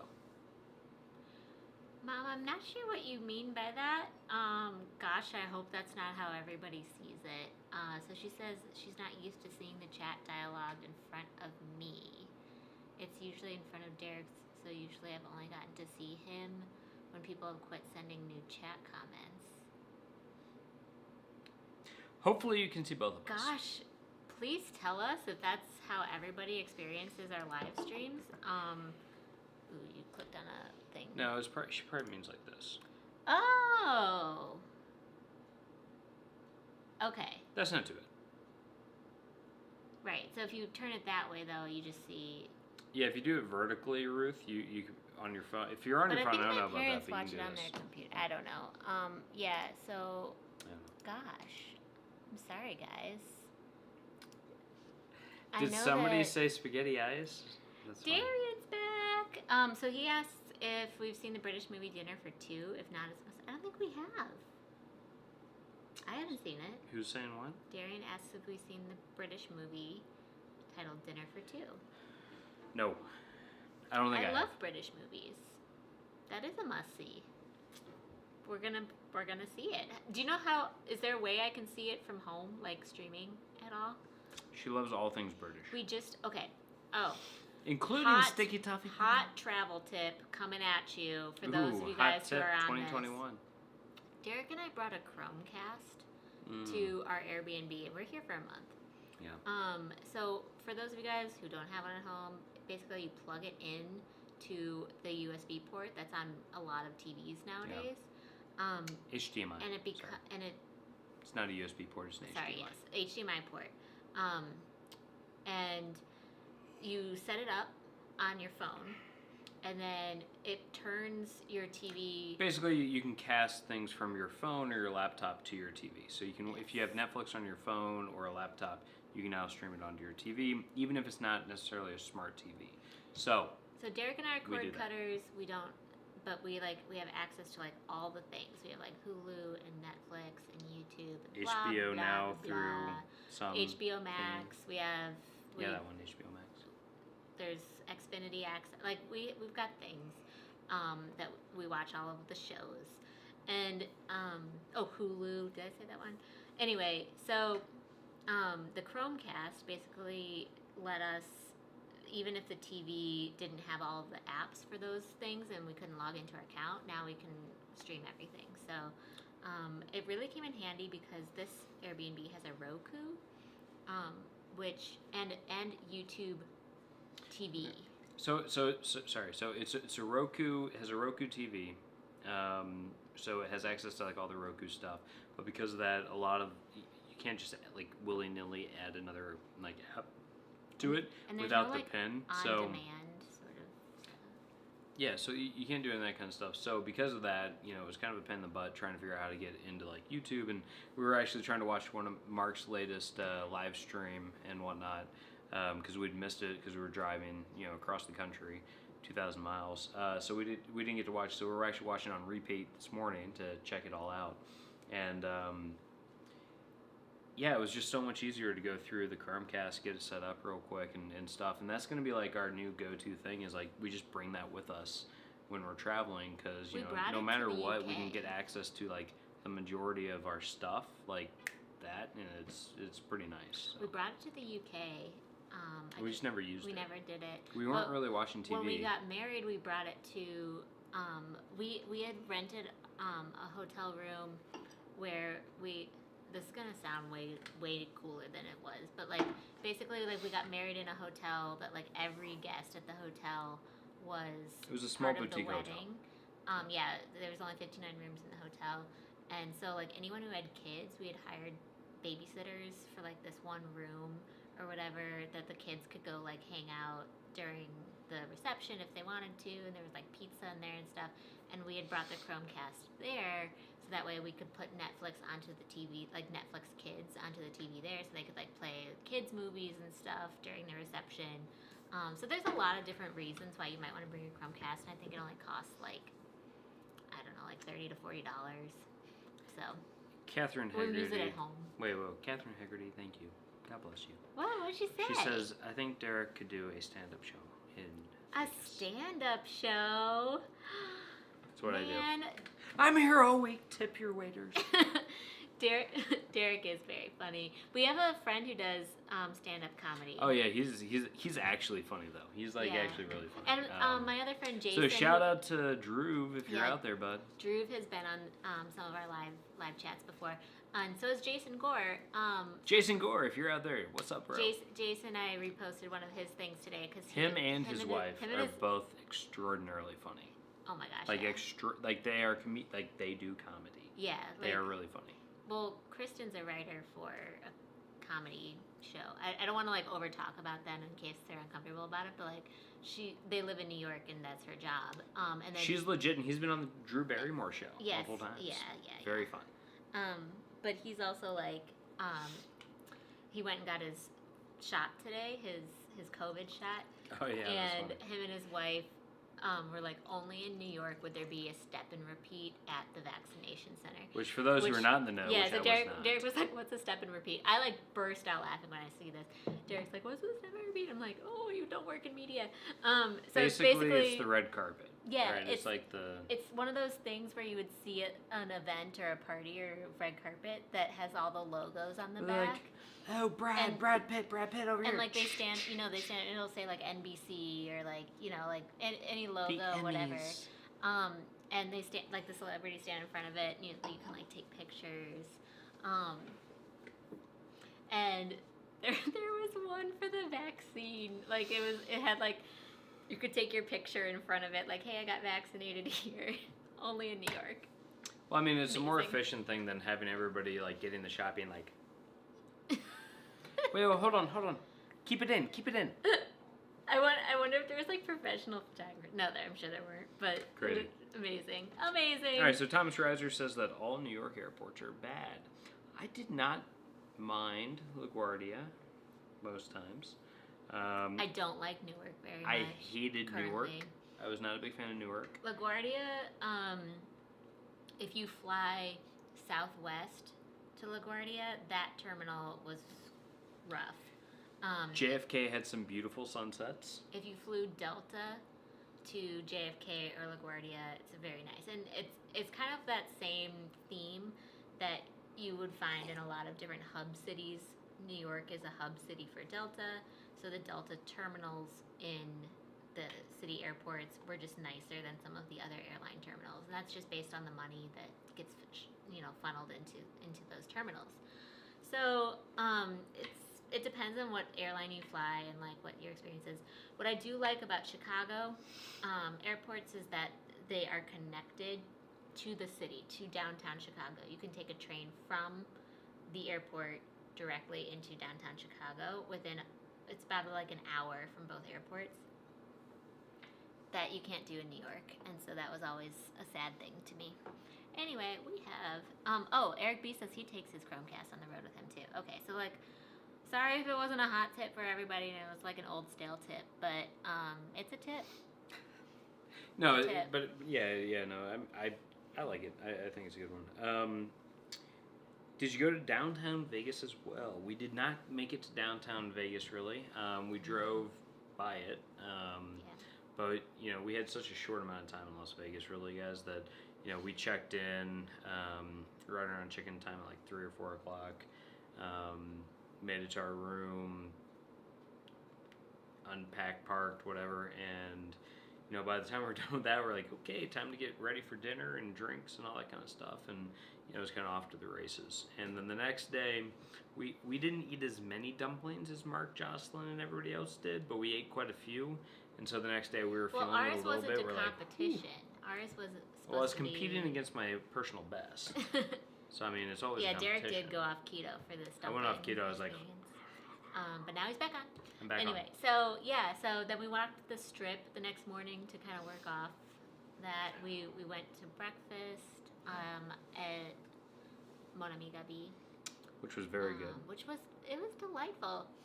Anyway, so yeah, it was a fun experience, but it was short. So, but have you been to downtown Vegas before? I've been to like the convention center. I've been to the strip. Strip convention. Well, I think that like if you look at like downtown Las Vegas, like I think that's where what's the one called that we looked at? It's not Le Cirque. Oh, the new. There's like that new hotel? hotel that's like down there. I think that's part of like downtown. The one Las that's Vegas. like 3 Hilton hotels in one. No, that's different. That's Resort World, and I think that's technically part of the Strip. Okay. But no, there's a few things I think are. Oh, Le Cirque is the one that you're talking about, I think. No, that's the show. Okay. But no, there's a few hotels that I think are new to like the downtown LA area that are supposed to be really, really nice, and I would totally be into checking those out. Tommy Dodson says he recently watched The Dinner for One and that it's a classic. Nice. Wait, dinner for two or dinner for one? I guess it was actually Dinner for One. Oh man. Yep. Daniel Fields talks about, when you watch it on TV, it might cover part of the side and everything. There we go. Eric B loves British accents and the Tube. The Tube is nice. Yeah. Tube can get kind of hot in the summertime. The Tube is way better than Chicago's subway and New York subway. Yep. It's just nicer. Yeah, and British accents and it's like rock. you can go anywhere. Yeah. I highly recommend Bridgerton. Bridgerton is always fun. Maybe not family friendly, but very fun. And my Siri, I just set up to have an Irish accent, which is kind of fun. It's different. Mine has had a British accent for years, and Derek and I just got new phones, and he decided to take on a new accent simultaneously. But Kevin Haggerty says with the Chromecast, it's cheaper than buying an iMac. You can take it with your laptop also, absolutely. And you can cast anything to a TV from your, like if you have an Android or an iPhone, perfect. And you don't have to bring an HDMI cord. Thomas Reiser is telling me that I need to check out Chicago Comedy Sports next time I'm in Chicago. Yeah. I don't know if that's like classes on comedy, maybe. I think that'd be a lot of fun, actually, do like an improv class in Chicago. I think that'd be a lot of fun. Oh my gosh, that'd be so much fun. We went to an improv show. We'd have to take separate classes and then like surprise each other. We went to an improv show in Chicago a couple years ago, and that was fun. Is but it a I couple feel years like, ago? I guess it must be I because we feel haven't like done you and anything I. last year. Okay, I know that I'm saying this, and I probably sound like Michael Scott saying this, but like I feel like Derek and I would both be very good at improv comedy. Let's not volunteer that stuff. I'd rather surprise them. Because I remember going to the show and being like, there's this one girl on stage that I was like, I could do better than her. But everybody else is hysterical. Everybody else. Come on, I'm funny sometimes. I think she was just having a bad day. I feel like it could be hard. It's probably extremely hard, especially when you're doing it in front of other people. Oh yeah, so many. Like it's so much easier to say, I could do it those are the well types of this. places that I'm like concerned about coming out of COVID and everything is, things like the comedy, was it not Comedy Brigade, Upright Citizens Brigade and some of the other like improv troops and stuff out of New York and Chicago and whatnot. Those are the places that I'm most concerned with, kind of like floating over all of this time. Yeah. There's going to be interest in bringing all these things back, but a lot of them like completely shuttered during this time, which is horrible. And we do love comedy. Our friend actually we were talking about who does comedy in Chicago and other places. He used to do before COVID. He used to do a lot of like open mic nights and stuff. And he actually got us tickets to go. We all went to a show at the Laugh Factory. Yeah. Right in Chicago, which we had been to the Laugh Factory not that long before this in LA, which is I think like the home of it. And both shows were like phenomenal. So much. It's fun. such a great place to do. Like that's the thing. If you're in LA. Or in New York even, but if you're in LA especially, go see some stand-up because that's a great thing to do. You can go to either Comedy Cellar, which is a huge one. I think that's Joe Rogan's House Club, and then if you go to Laugh Factory, that one's also very good. We also enjoy, if all of you guys are on YouTube. So there's this YouTube channel called Dry Bar Comedy based out of Provo, Utah. And it's all like pretty family-friendly humor. It's really funny. That's good to just turn on if you're wanting a laugh, but not, something that's really out there. Yeah, no, they actually, that's one thing where it's like, if it wasn't COVID, I'd be like, we need to go to Dry Bar. Yeah. Like you can go. All right, we got to get back to Vegas on this. We're losing people. But People want to hear the I found Vegas. Let's get back to Vegas. Okay, so Eat all the food. we're going through our Vegas takeaways. Yeah, that's a good one. You want? I mean, food generally like was still available. Well, that's what I was saying before, there was right? definitely limited hours. Food is one of those things that I would say is like a must-do in Vegas. It's like go eat a good meal, regardless of what that means. Like within your budget, you can find a good meal and some good food, good eats. And if you have a higher budget, you can find some really like top-notch, like Nobu or like whatever. You can get some really good food. But on the food note, the takeaway that I wanted to share that's like important to really like, if say you're just not as tech savvy or something like that, a lot of the Vegas restaurants were using QR codes to scan and then like access the menu that way. So if you have never really done that before or whatever, we found that like Catch that we mentioned that we went to, in order to view any menu at all, they weren't giving you paper menus. You had to scan a QR code on your phone. If you don't have a phone, I don't know what you do. Maybe they would go dig out a paper menu from the back or something. But basically you like open up the photo app on your phone and you just like place it in front of the barcode looking thing, and then a little message pops up and it says like, do you want to view Catch's menu? And then you have to click on that and then it'll open up the menu. So let's say you don't have a smartphone or something like that, or you don't have it on you, then you won't be able to really do that. Or if you don't have like your data turned on, you are gonna have to like connect to the hotel Wi-Fi there or something like that. Yeah, So, but I'm so sure that's most just like of them. a heads up that, that type of technology was not mandatory a year ago, and you almost kind of like have to have that with you in case the restaurant. I mean, we always had it with us. I don't know if maybe if you don't have it, if they do have some like paper throwaway menus that they could give you. I didn't but see they only anybody using that though. Yeah, most people have a. I'm just giving people a I'm heads saying I don't know. up. Like it might not be something where like if you don't have a smartphone you can't function. But yes, it is kind of like the go-to now to use like QR codes, and we saw that in Tucson, we saw that in Vegas. We've kind of seen that all over the place. It was very, very standard in the UK while we were there to do that as well. So it's definitely something that's very prevalent. So understanding how to do it is very important, and if you have a smartphone, it's super easy. Yeah, exactly. But you just have to have that functionality available. Yeah. So I also will add, it feels weird as somebody who,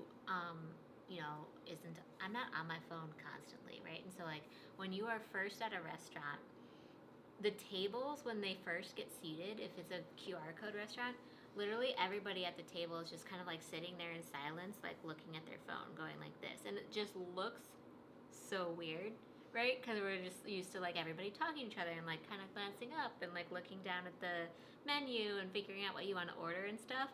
But I was noticing, even in Tucson, like Derek was saying when we were doing this, like where it was like, hang on, let me just kind of like scroll through all of the menu items real quick. And it's like the first 10 minutes you just see people on their phones at the tables. Yeah, no, it's pretty funny. What's next? Eric B says, yeah, lots of restaurants do QR codes now. Catherine says they can't wait to see the road trip vlog, so she has to get going. Thank you for joining. I know it's getting late, Thank you, Catherine. kind of out east and everything, so we really appreciate you joining. We're going to have some stuff coming out soon because, like my dad was asking before, what are we doing this week? I'm going to be doing a lot more work days than we did last week, so I'm going to be doing a lot more videos, video editing. So our thing is like we're here for the next month, so we have a lot of time. St. George is not a place where I'm like, we've got to like go to like these restaurants or anything like that. It's much more of a, we're going to be cooking at home. We're going to be going and doing hikes and kind of exploring the local area. But weekends, things get a little bit busier, a lot more hikers out and about on the paths. So we're going to try to keep our hiking to kind of like the weekdays. So what we'll likely do is transition to making our weekends a little bit more like work days, to try to get a lot of stuff done on the weekends, and then on the weekdays when less people are out hiking, we can go do the hikes and all that kind of stuff. I think we're probably going to try to do a hike with my aunt and uncle here sometime next week, and and hopefully see some good nature and work up a lather, get a little bit of sweat going, and a lather. God, I hope that's not what happens. That's a good word, a lather's right? like when there's like bubbles and stuff. That's just sweaty bubbles. No lather here. No, that's what they talk about. Like when a horse races, it's like they worked up a lather. Ew, really? Sweat. I've never heard that before. That's yucky. Read a book about horses. Okay, well I read Seabiscuit, I think. You read Seabiscuit? I think so. Was that a book? That was a movie. Yeah. Topher? No, wait. Topher? I'm not sure. Spider-Man was in it, maybe? I don't know. Spider-Man was in it. Sorry, Kim guys. M says, that's a great idea. I've never thought to look up comedy in a city. We often go to obscure little theaters, which is also great choice. No, that's very cool. And I've been and seen some neat plays, and it's fun to be with locals. Absolutely. No, I would say, like, when you look at, like, live entertainment as a thing to do as a tourist, there's a few places that are, like, phenomenal for that. There's obviously, like, New York City. Go see, like, a Broadway or off-Broadway show, musical, etc. Like, that kind of stuff is Bye, phenomenal. Laura. Thanks for joining. Bye, Laura. So those are great. Comedy shows in Vegas and New York are awesome. You know, going to see, like, live music at, like, a blues place in Memphis. Going and watching, like, the live music in Nashville is obviously a must. Louisiana, see some blues. Like, live music, live, like, comedy, like, all that kind of stuff is, like, those are, like, some of those, like, memories I'm always going to have. And I agree, totally great way just, to like, connect with locals and just feel like you're part of something. To me, I would much rather do that than just, like, go to a bar and drink. Because you can still drink, have fun, and you know, interact with your friends, but then also, like, have a life-changing experience at the same time. It's great. What else do we have about Vegas? Vegas, baby. Alright, so one of my biggest questions was just like how much mask wearing there is going to be, and I felt like generally like everybody was wearing masks for the most part, and even on the strip, which was super interesting. I didn't know what to expect since, you know, people are outside, but it can be very crowded there and stuff like that. And we were just delighted, like almost the entire time we saw people even wearing masks along the strip, so that was pretty cool. Yeah, that was the thing. It was like, you know, I was actually surprised because I had gotten kind of used to some of the other places we've been where when people are outside, they don't feel the need or the urgency to wear masks. Yeah. And here on the strip, it seemed like a lot more people were wearing masks, like a higher percentage than elsewhere. Because when you get to like say the stoplights and stuff, because you can't just cross whenever. The Las Vegas Boulevard is huge and everything. Like it can get kind of crowded on the strip, and so people seem to be mindful of that. But it was not crowded on the sidewalks compared to usual in any way. It was super uncrowded. I completely. Yeah, and so like, you know, where are we at? And the last one is kind of like social distancing still felt very doable. Yeah. In hotels, as I was saying, there were other guests, but you know, we never rode in an elevator with anybody else, and everybody else staying with us, like if the door even opened for them to enter the elevator, they just waited for the next one. Yeah, I mean, it was very, you know, I think a lot of people who are traveling nowadays, like, kind of, like, understand, like, you don't get into an elevator with other people who are not a part of your party. Yeah. You know, it's like, it was like first come, first serve. Okay, you're here, you guys go in, I'll wait for the next one. That's pretty common right now. I think it's like a common courtesy that everybody understands, or most people understand at this point. You know, when it comes to, like, again, it's about bearing the lead, but, like, we said at the beginning, like, I felt very comfortable in Vegas personally on a weekday.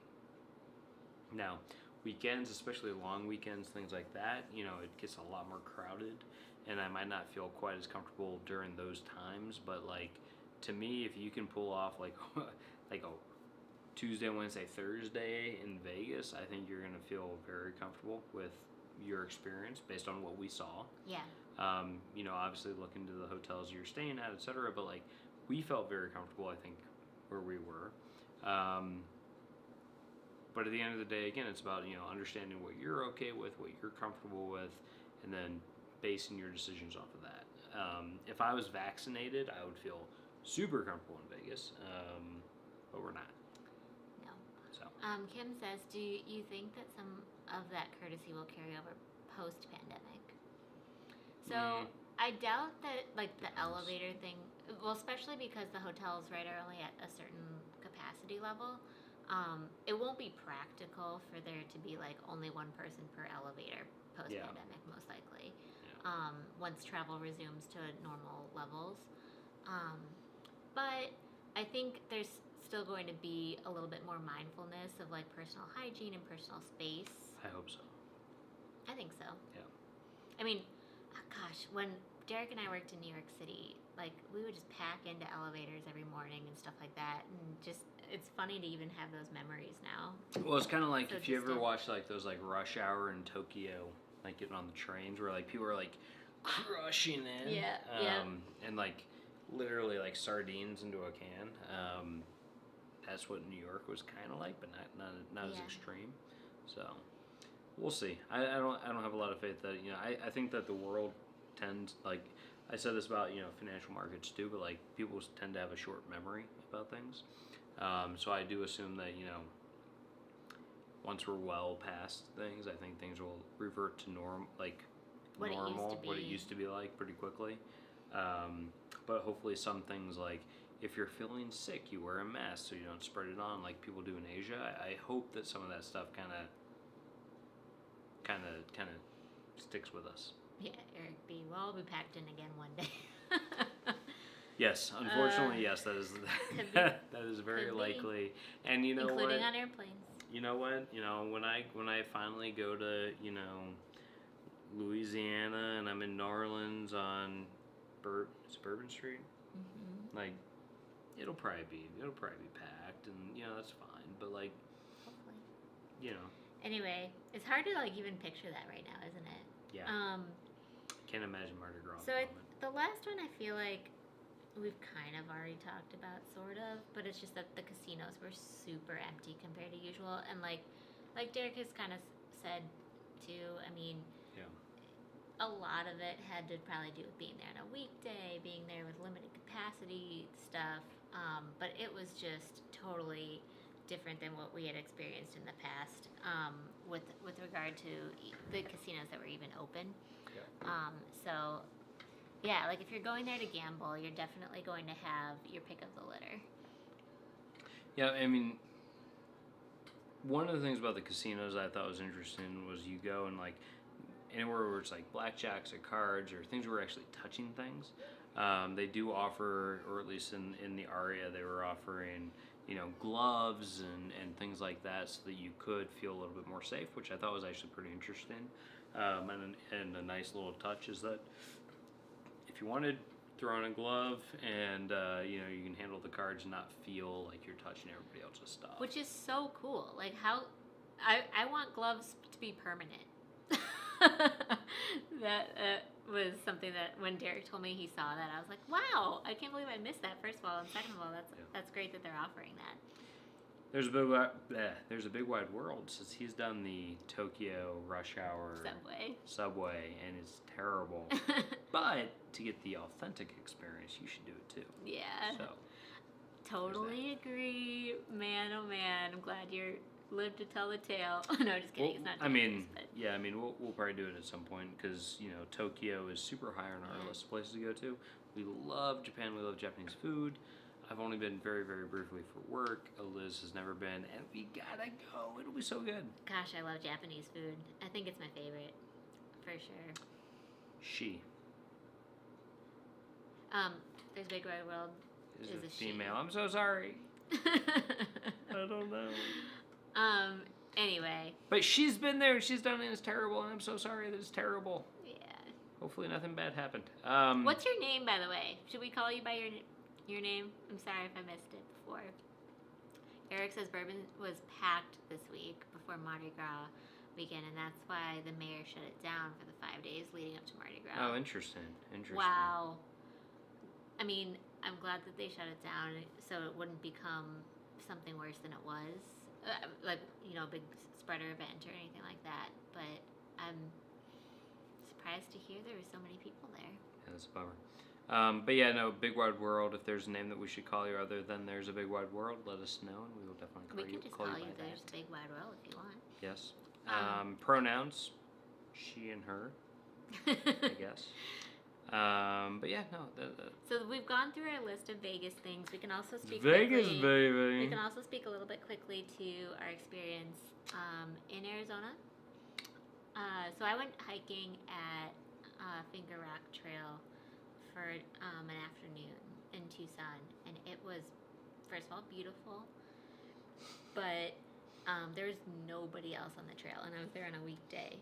So we've generally found and heard from our families that live out west that if you're able to do like bigger, like known hikes, that you should definitely do that on weekdays if at all possible, and that weekends things can really fill up.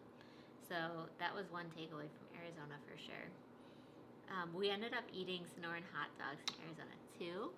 They were yummy. It's like, and that was another QR code experience where we had. Oh yeah, so we went to a place called BK's. It's like one of the original Sonoran hot dog places in Tucson. It's an institution. We were with her uncle, so we were there, and they were like, he was telling us how like, yeah, this used to look like a truck stop basically. Like now they've really built it up quite a bit. So we went there. That was a lot of fun. For those who don't know, Sonoran hot dogs are, you take a hot dog, you wrap it in bacon, you grill it, stick it on a nice soft bun, very, very soft. There's a big wide world's name is Anna. Anna! Thank you, Anna. Okay, we will call you Anna from now on, and I apologize Thanks, again. Anna. All right, so soft bun, again, the hot dog and the bacon, and they put pinto beans, right? Pinto? Is it pinto beans? They put pinto beans. They put like salsa. They do like some mayo, a little bit of mustard. We put somehow wound up with the onions, ones without onions. jalapenos, Yeah, but and then you eat it all, and it is delicious. and It's it very looks tasty. like different than a hot dog for sure. So good. My mom says were the gloves tight fitting. We don't know. We didn't use them. We didn't use them, and because we didn't gamble. I have a feeling they might be like one size fits all. I doubt that they would have like. I'm assuming it's like the cheap latex gloves that you buy, and they just fit. But probably nice like and snug. extra large size or something. The price, yeah, I don't know. Sounds like a considerable upgrade from thermos hot dogs. Yes. Yes. Very, very, very. For those of you high, guys yes. who don't know what that means, Derek was talking about thermos hot dogs on our last or 2 weeks ago. I can't remember. Okay, so road trip.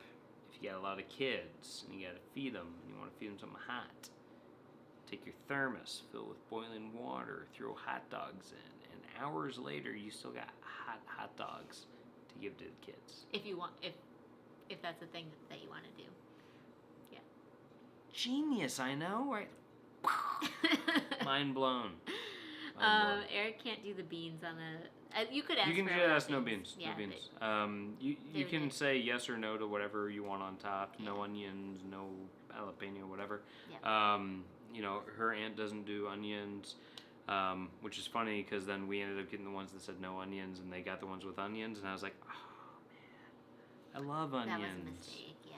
Like we went to In-N-Out Burger on our way to Vegas, I guess. No, Phoenix. On our way to Phoenix, we went to In-N-Out Burger. Because somehow, despite all my years of coming to Arizona and the Southwest, I had never been to In-N-Out Burger. Which I was like, what? I've been like, you've never gone with me? Because I mean, I've been many times, right? And Derek and I travel a lot together. So I was like, how have we not gone together? So we went and we got onions, and man, when they do onions, they don't lie. They don't. Yeah. They like take an onion and they cut it and they give you that whole slice.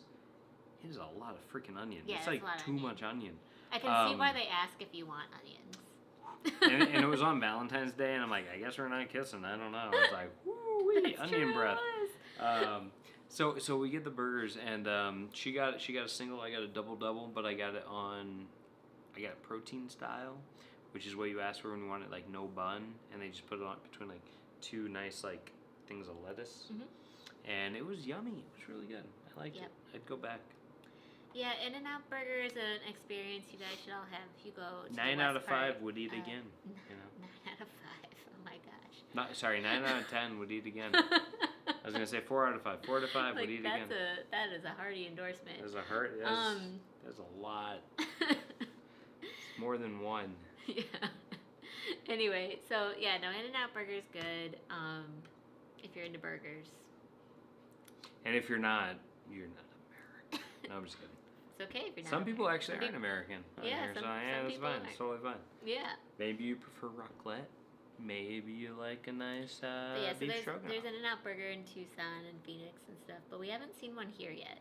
Tom Shaner Let's says figure out yum. if they have them here. Not sure what he's saying yum to, if it's the In-N-Out Burger or the Thermos Dogs. I'm sure it's the In-N-Out I'm gonna Burger. guess it's not the Thermos Dogs. Maybe it's the other hot dogs. What if it is the Thermos Dogs? Thermos Dogs? Don't count them out. Tom Shaner, by the way, hello. I don't know if I've even said What's hi up, to you. Tom? I don't think we've seen you yet. I don't think so either. And I'm really excited that There's an here. In-N-Out by LAX. I wish they had an In-N-Out is. inside of LAX because Every time I LAX go to does not LAX, have I great feel food like they options. don't have a lot, but I feel like they've been trying to get better, slowly but surely. Where are you going? Beer. No, I think we're gonna say Tom Shaner says In-N-Out. But I think we're gonna head out. Well, unless anybody has questions and stuff. Yeah, does anybody have questions? Because we've gone through our list of Vegas things. We've shared a lot about Arizona last week, and then we can talk about it a little bit more if you guys want to. But other than that, we've started talking about hot dogs, which Tom I feel Shaner's like sorry. wraps things up. Tom Shaner just popped in. Thank you for popping in. Tommy Dotson says, gonna try Thermos Dogs. It could be a life changer. It could be. You're gonna have everybody with a thermos in their car and a coffee mug. Nobody's ever gonna spend money at gas stations again. They're just gonna eat Thermos Dogs in Or because when you go to a gas station, they put the hot dogs on the rollers. Be sure to You know put that? any hot dog buns in the window to soften. Oh, that's such. Thank you, Lori. That's a good idea. See, look at that. We're crowdsourcing a new business model for hot dogs. Oh my gosh. Yeah, and then you can just eat hot dogs Hot dogs all the time. all day, and everyone's gonna be happy. So Tom Shaner, all right, Thermos Dogs. So what you do is you get a thermos. You get a big thermos, like a 1 liter thermos, fill it with boiling hot water. And at the beginning of the road trip, you throw your hot dogs in, and then they cook in the boiling water as you're driving. So you start driving at 8 a.m., 9 a.m. By noon, they've been in that boiling water for 3 hours. So you're going to take that out. And what are you going to do? You're going to get a fresh hot dog bun. Fresh. From the windowsill. You're going to put it in there. You're going to put it on your mustard. You're going to look at it and you're going to and you're going to eat it. It's going to be delicious. And you're gonna save all the money. And Eric B says it's actually a great idea. I know. Because think about it, you go to a truck stop, you go to a gas station, and what do you got? You got wizard fingers. You got those little gnarled looking hot dogs that have been on the conveyor belt for 9 hours. You don't know when they got changed, And you have These a are second fresh. thermos that has hot soup in it. You could have a second guys, get it. Okay, mind blown. You might need Second to, thermos, little thermos. It's got chili in it. Now you got chili dogs. Get a third thermos. It's got mac and cheese. World's your oyster, guys.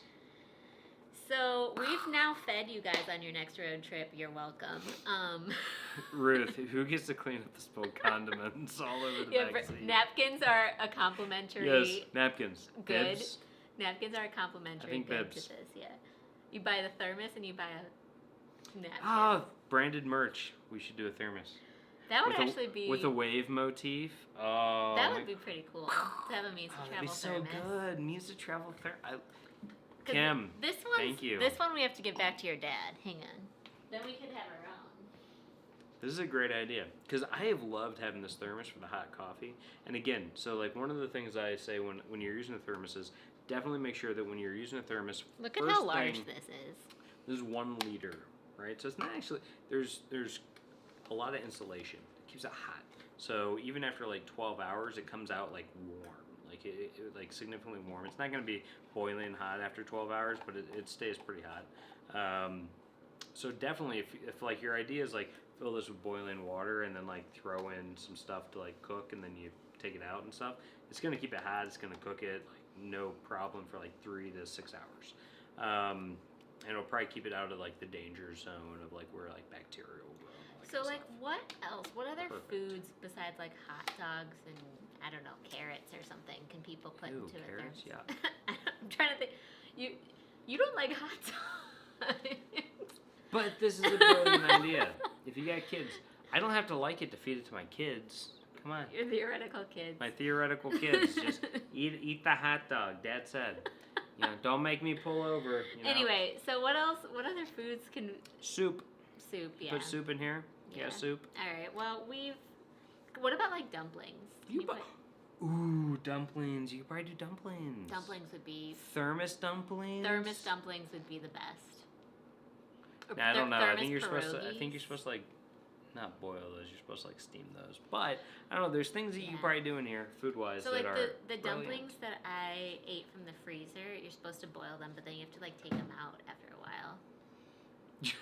Tommy is gonna do this tomorrow. He's packing a thermos of hot dogs and taking them to the golf course.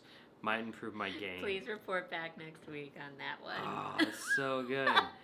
Lori Sims, if I were hiking, I would make sure other people were on the trail in case of an accident. Never travel alone in the desert. Oh, no, that's actually a really good. That's a good tip. Thank you for that. Tom Shaner says, now that is a thermos. Yeah, that is a Yes, thermos. it is a thermos. And apparently we have to make means to travel branded ones now. This thing carries all the coffee I need for a day.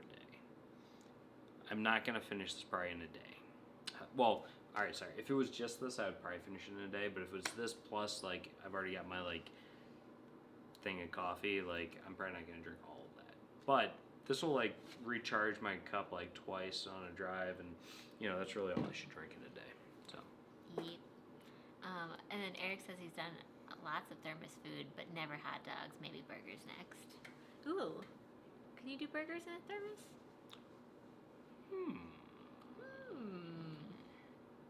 We're also we might be in market for a camping grill, like one of those that are like they fold up. Oh yes, we're looking at a Coleman 285. But it's if 285 you guys square have inches. any like thoughts that we should know about, yes, let us know if you guys have done like one of those like portable type grills.